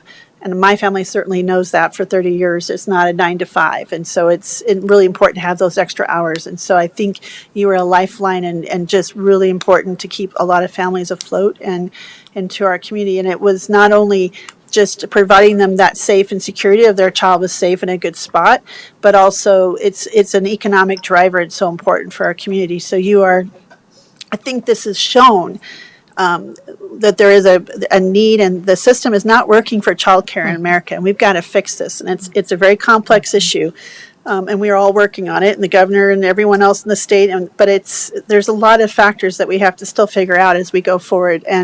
But essential workers it's not enough to say how important early childhood is, and early childhood educators and folks who run these care centers. And I know you have been doing this a while, but Teaching Tree has been a foundational institution in our community because you're providing that foundation for these kids when they go on to school and stuff. It helps them have such a great footing, and then for these parents to be able to continue to work, it's just critical. So I just want to thank you for being here today. I really enjoyed all the stats to understand how that money was used, but also just to kind of share how this helped keep all those families with that stability. And that's again immeasurable just to have that, to give those to those families. So I appreciate the work that you've done and continue to do, and it was really great to showcase and kind of spotlight the work that you do, because you guys really are unsung heroes in our community. So Lori, I don't know if you wanted to add on to this. It's been great to have you here today. So we'll go ahead and pause one more time to take another picture to celebrate with Teaching Tree, and just to because I loved putting pictures with the stories as we're telling on our website, because I think the taxpayers would be heartened to know that this money went somewhere and made a huge impact, and we were being very thoughtful, and so were our community partners in the community, that they were very thoughtful and great stewards of public money. So thank you so much. Thank you.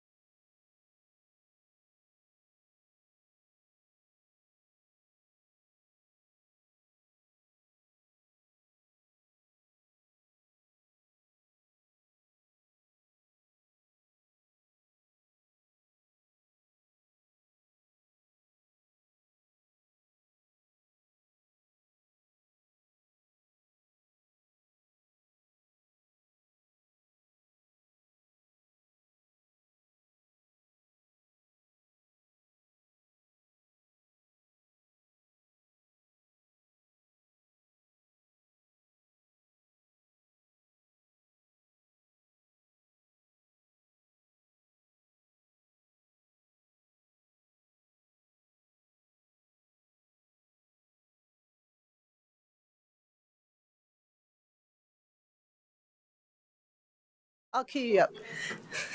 I've been told to make this quick. Okay, thank you all. And thank you for that, again, patience as we sit here and celebrate some amazing community partners doing some great work with immediate needs grants. And we just celebrate with Teaching Tree, Early Childhood Learning Center, and Ann Lentz, and great work. So now we're on to our last item of our discussion, which is a first reading of the tobacco ordinance repeal. And we have Andrew Lewis from our county attorney's office to present. Andrew? That's correct. As you know, we've been updating many of our ordinances from petty offenses to civil infractions, and we've had discussions with regards to the ordinance regarding possession of cigarettes and tobacco products by minors. And in following what the state did, the state had moved away from any kind of enforcement against minors and basically had left in enforcement versus retailers to make those people the primary people responsible for basically keeping cigarettes away from minors. In following that, the goal was not to have unequitable enforcement against juveniles. And so in following that, we have prepared the reading for appeal of the ordinance that we've had. And based on that, I request a vote for the reading and to publish the amended ordinance repealing ordinance number 98-01. Well, that was brief. I wasn't quite ready. I was looking at the schedule, saying, okay, what else do we have to do? Thank you for being so brief and covering that so well. Colleagues, do you have any questions for Mr. Lewis? Commissioner Kofalis. Thank you, Mr. Lewis. Clarify, please, what action is necessary from us today? I don't think any action is necessary. Just a vote for the publication and to move forward in repealing the actual ordinance.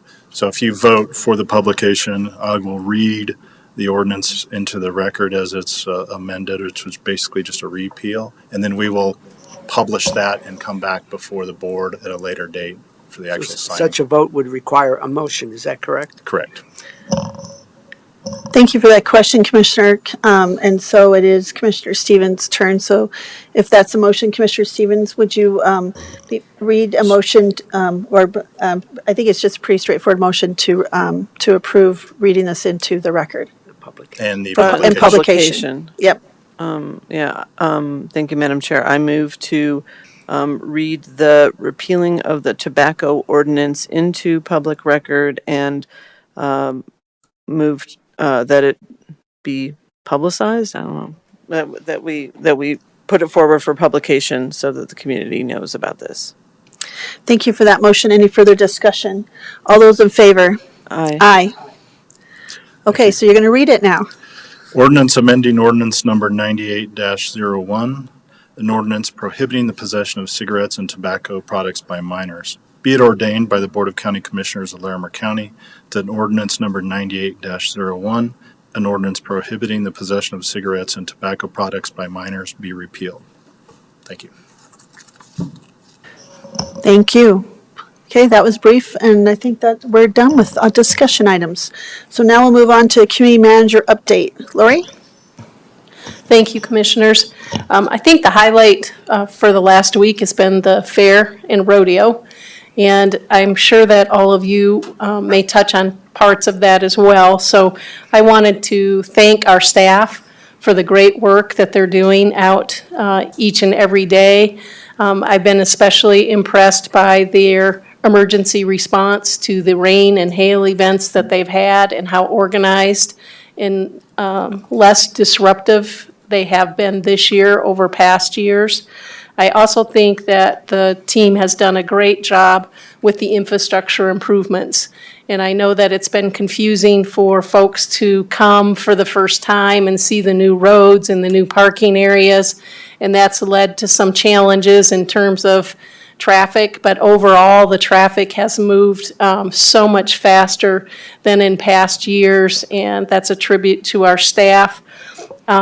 And as well, I'm not sure everyone realizes that as elected officials, you work the fair and the rodeo as well in service to the committees during the course of the year, and then many of the activities, not the least of which is helping, serve a pancake breakfast, attend the anniversary events, go to the rodeos themselves, Yesterday, you were out greeting those folks attending the sensory event, and so we really appreciate the support of the commissioners and, of course, appreciate the volunteers as well that assist, because we would not be able to put on this event without hundreds of folks helping us do so.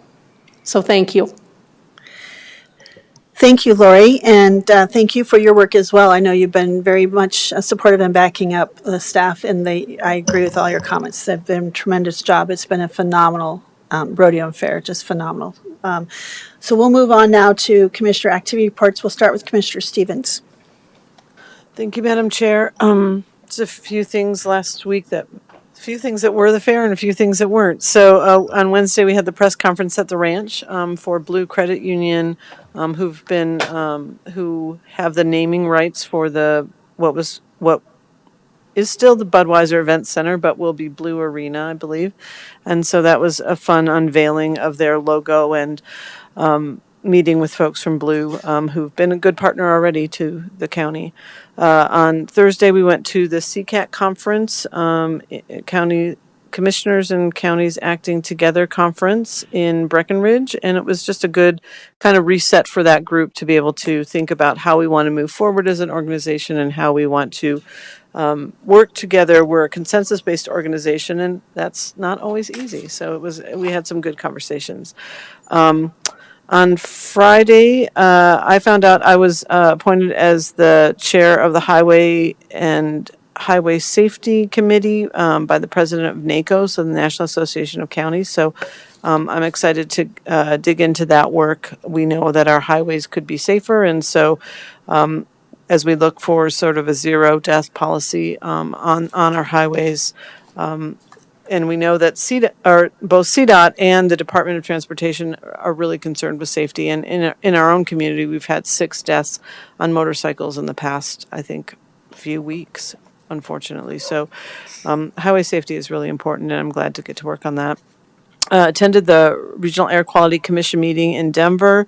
We had some revised state implementation plans that we adopted. We are also working on, we're doing a study on indirect sources of VOCs and NOx emissions. We're doing a study on that. And then we're also voted to ask the RAC to keep working on oil and gas potential reductions in the venting and blowdowns and pneumatic controllers.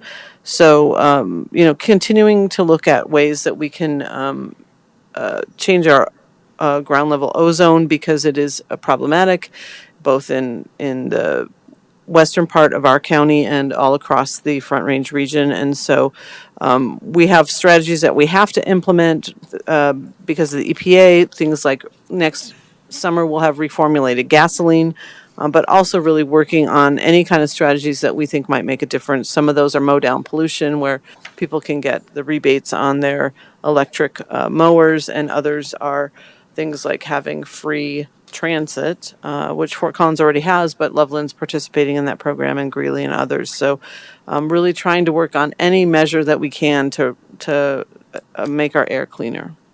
We also all attended the Indigenous Welcome at the fair, which was great. The Iron family did the blessing and danced, and it was just a really nice way to open the fair.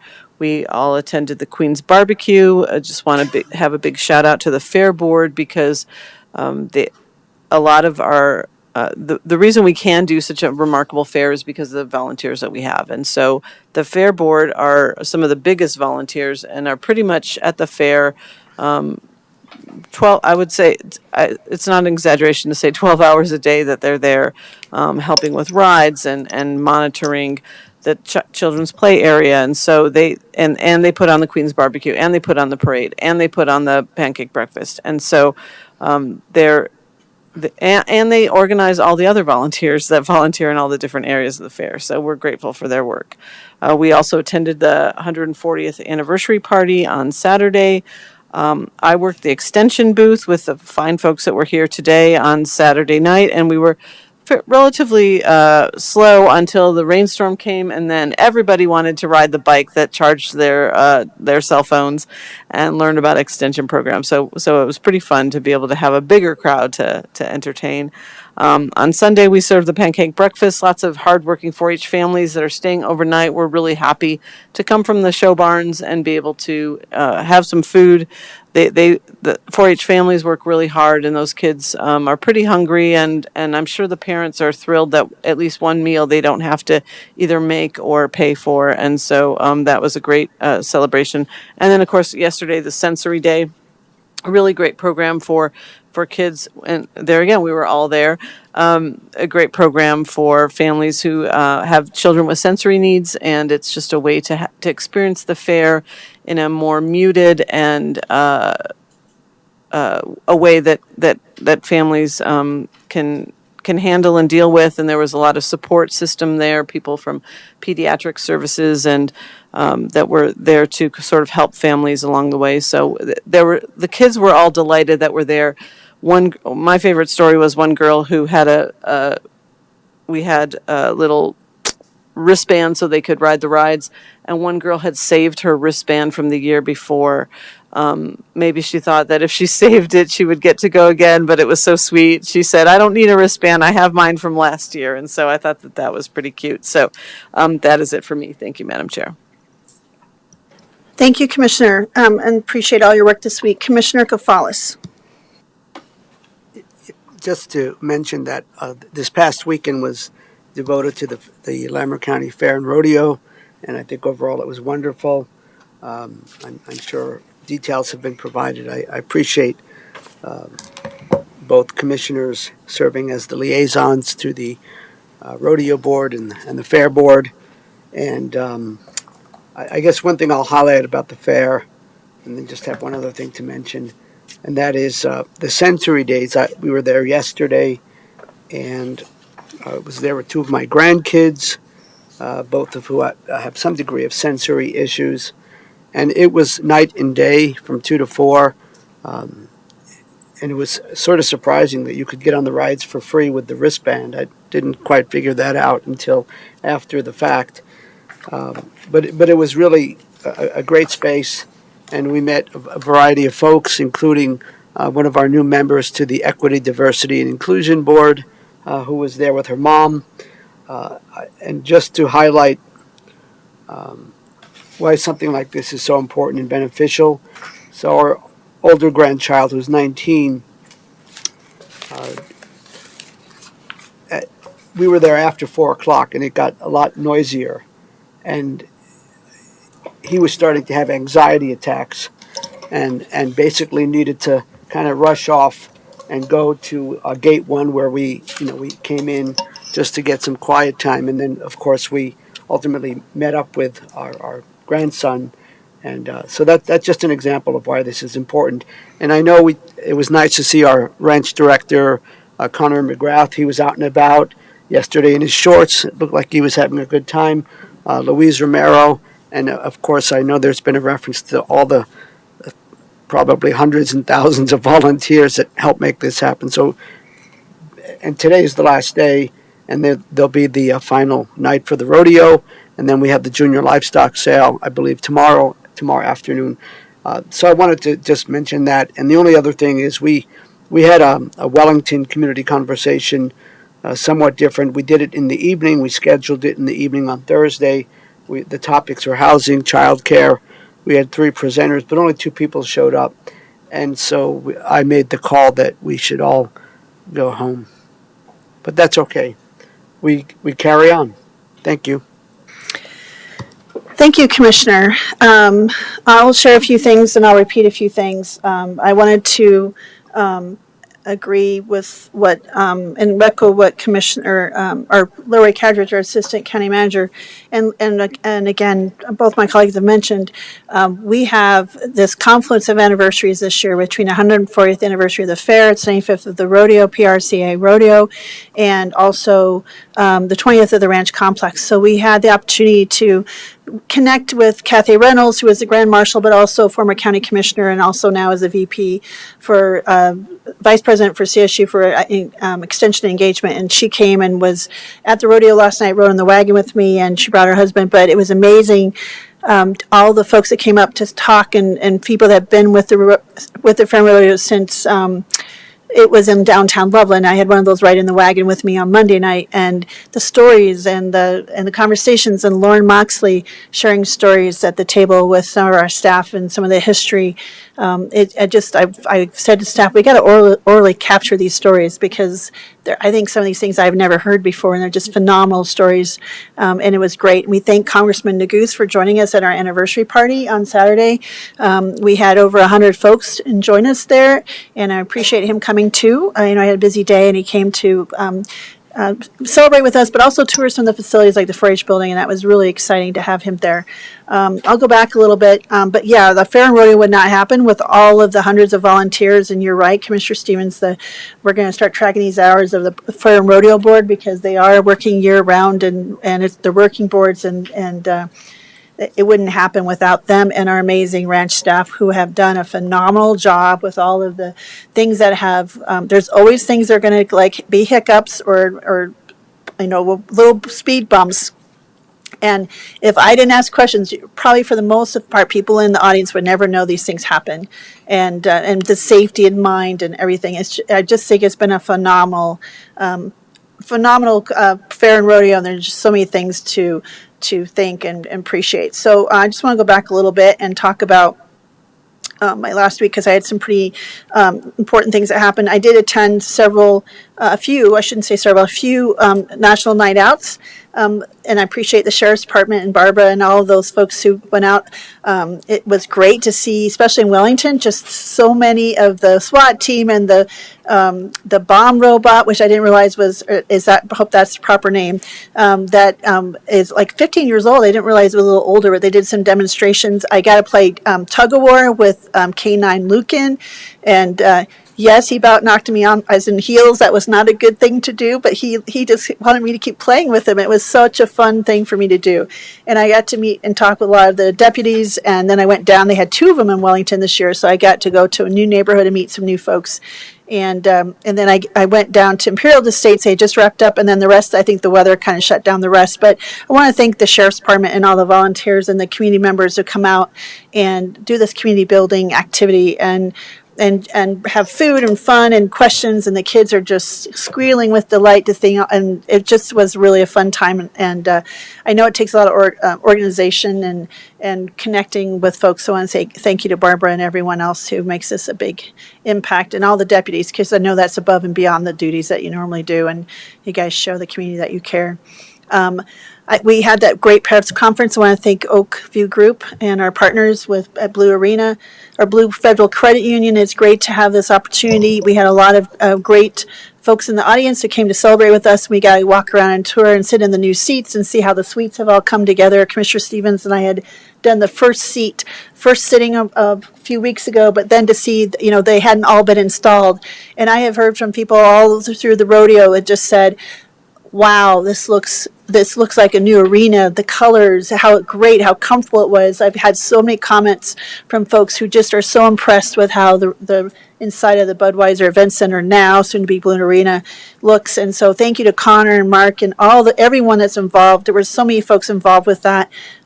Job well done. And so it's really great that the Fair and Rodeo were the kind of the initial kickoff for this new inside of the ring. So that was fun to do that. So when I got back, I went up to I had to move one of my community conversations here to Fort Collins. It was called Wildfire in Northern Colorado Stories and Strategies. We had a very large group online and in the audience. Attended. We had the State Forester Matt McCombs, Director Matt McCombs. We had Lori Hodges from our Office of Marine Management. I had Boulder County Commissioner Ashley Stolzman, who was the mayor of during the in Louisville at the time of the Marshall Fire. And then we had all of our partners, and there were so many to name. We had the Forest Service. We had Big Coalition for Coalition for the Poudre Watershed, Big Thompson Watershed, Peaks to People, the list goes on. And so we had a couple of panels.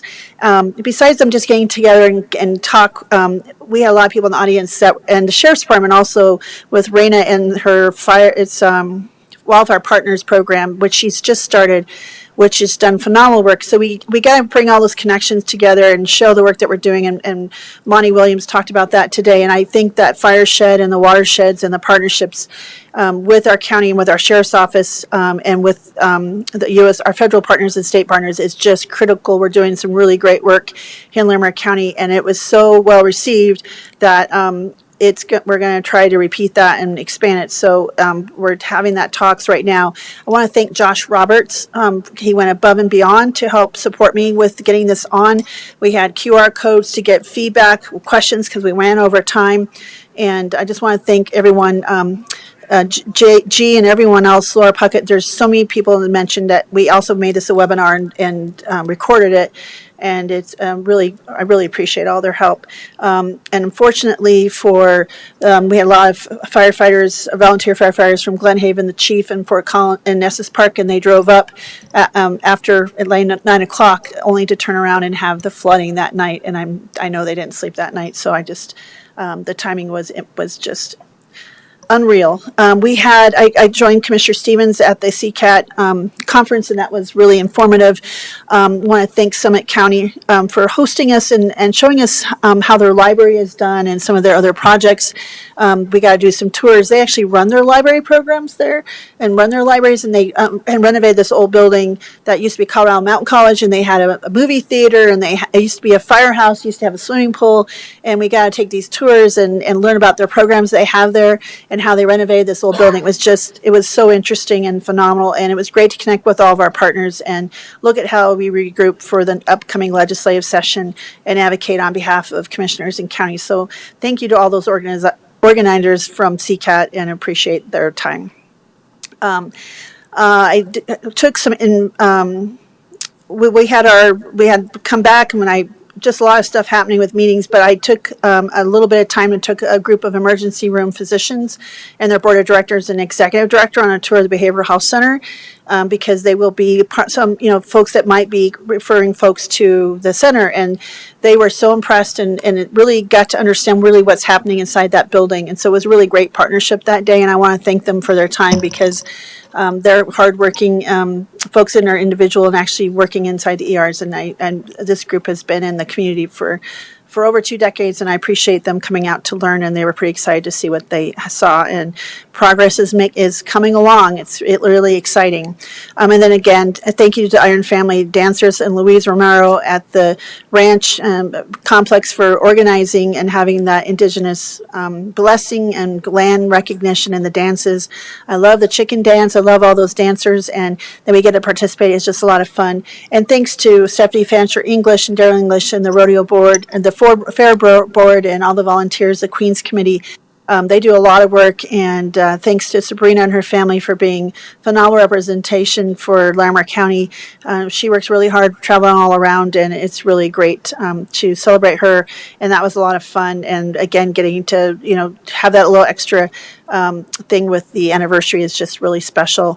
I wanted to say I had my committee conversation on Saturday after the farmers market, and I actually had a very large group, and it was really diverse backgrounds and diverse political ideologies, and it was a very engaging and involved and respectful civil conversation, and it was really awesome, and I just really appreciate everyone coming. It was uplifting for me because they all might not agree, but we all had some common grounds, and that's why I called it common grounds. And it was a really great conversation, and I appreciate everyone that came that morning.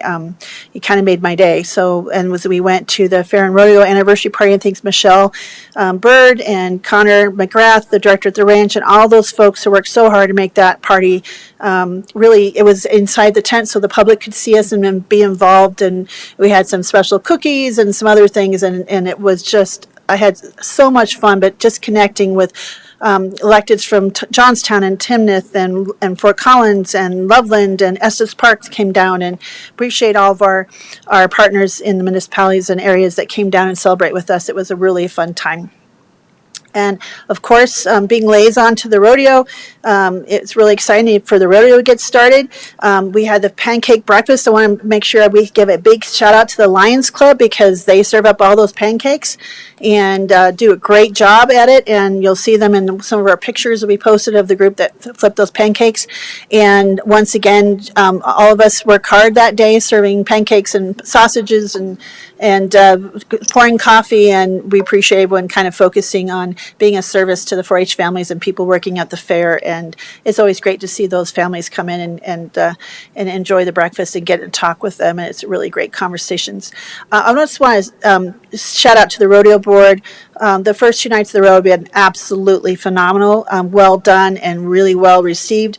I want to just give a shout out. We have 3 of the Wright brothers, which is a national family who are rodeo world champions, all 3 of them. We have not just 2 like this, but 3, which is unheard of, having this caliber of cowboys coming into our rodeo, and just exciting. And if for rodeo fans, I know a lot of them came up and said, I can't believe who is at your rodeo, and they're pretty excited. So great job, well done. And we've had some great things to celebrate during the rodeo. You know, Sunday night we honored the World War II veterans with a new hat, and I think my colleagues were there. I thought that was really well done. We had to change plans and put them up in the arena instead of having the carriage with me. And I want to thank Greeley Hat Works for giving them each a hat. It was great to celebrate them. And then that story of one of the World War II veterans is actually, I won't go into the story, but if you go back and watch this big bridge in Florida, I believe, is actually named after this gentleman for his service and his outstanding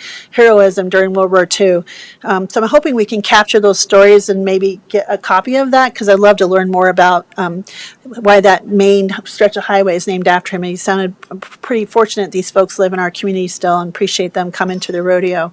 So that was a lot of fun. And then yesterday, we had our busy day, but we had rodeo again, and I handed out 3 different scholarships with Kathy Reynolds, former commissioner in CSU, and with Bailey from Extension, and the Queen's Committee, as we gave the Queen and then the 2 4-H scholarships, and that was a lot of fun. And so again, coordination between the Fair Board and the Rodeo Board during the rodeo, really important teamwork, and just exciting to wrap it up tonight with the final night, and look forward to the livestock show tomorrow, and just really appreciate it. I wanted to mention, because Commissioner Stevens brought this up, I was also reappointed to the Rural Action Caucus, which is a really involved and active caucus along with the large urban caucus, and being a member of that has really been really helpful for me, because we get different and more in-depth presentations, and it's some really great monthly meetings. And then also I'm going to be staying on the Energy, Environment, Energy and Land Use Subcommittee, Steering Committee, and a group of us from the Western region,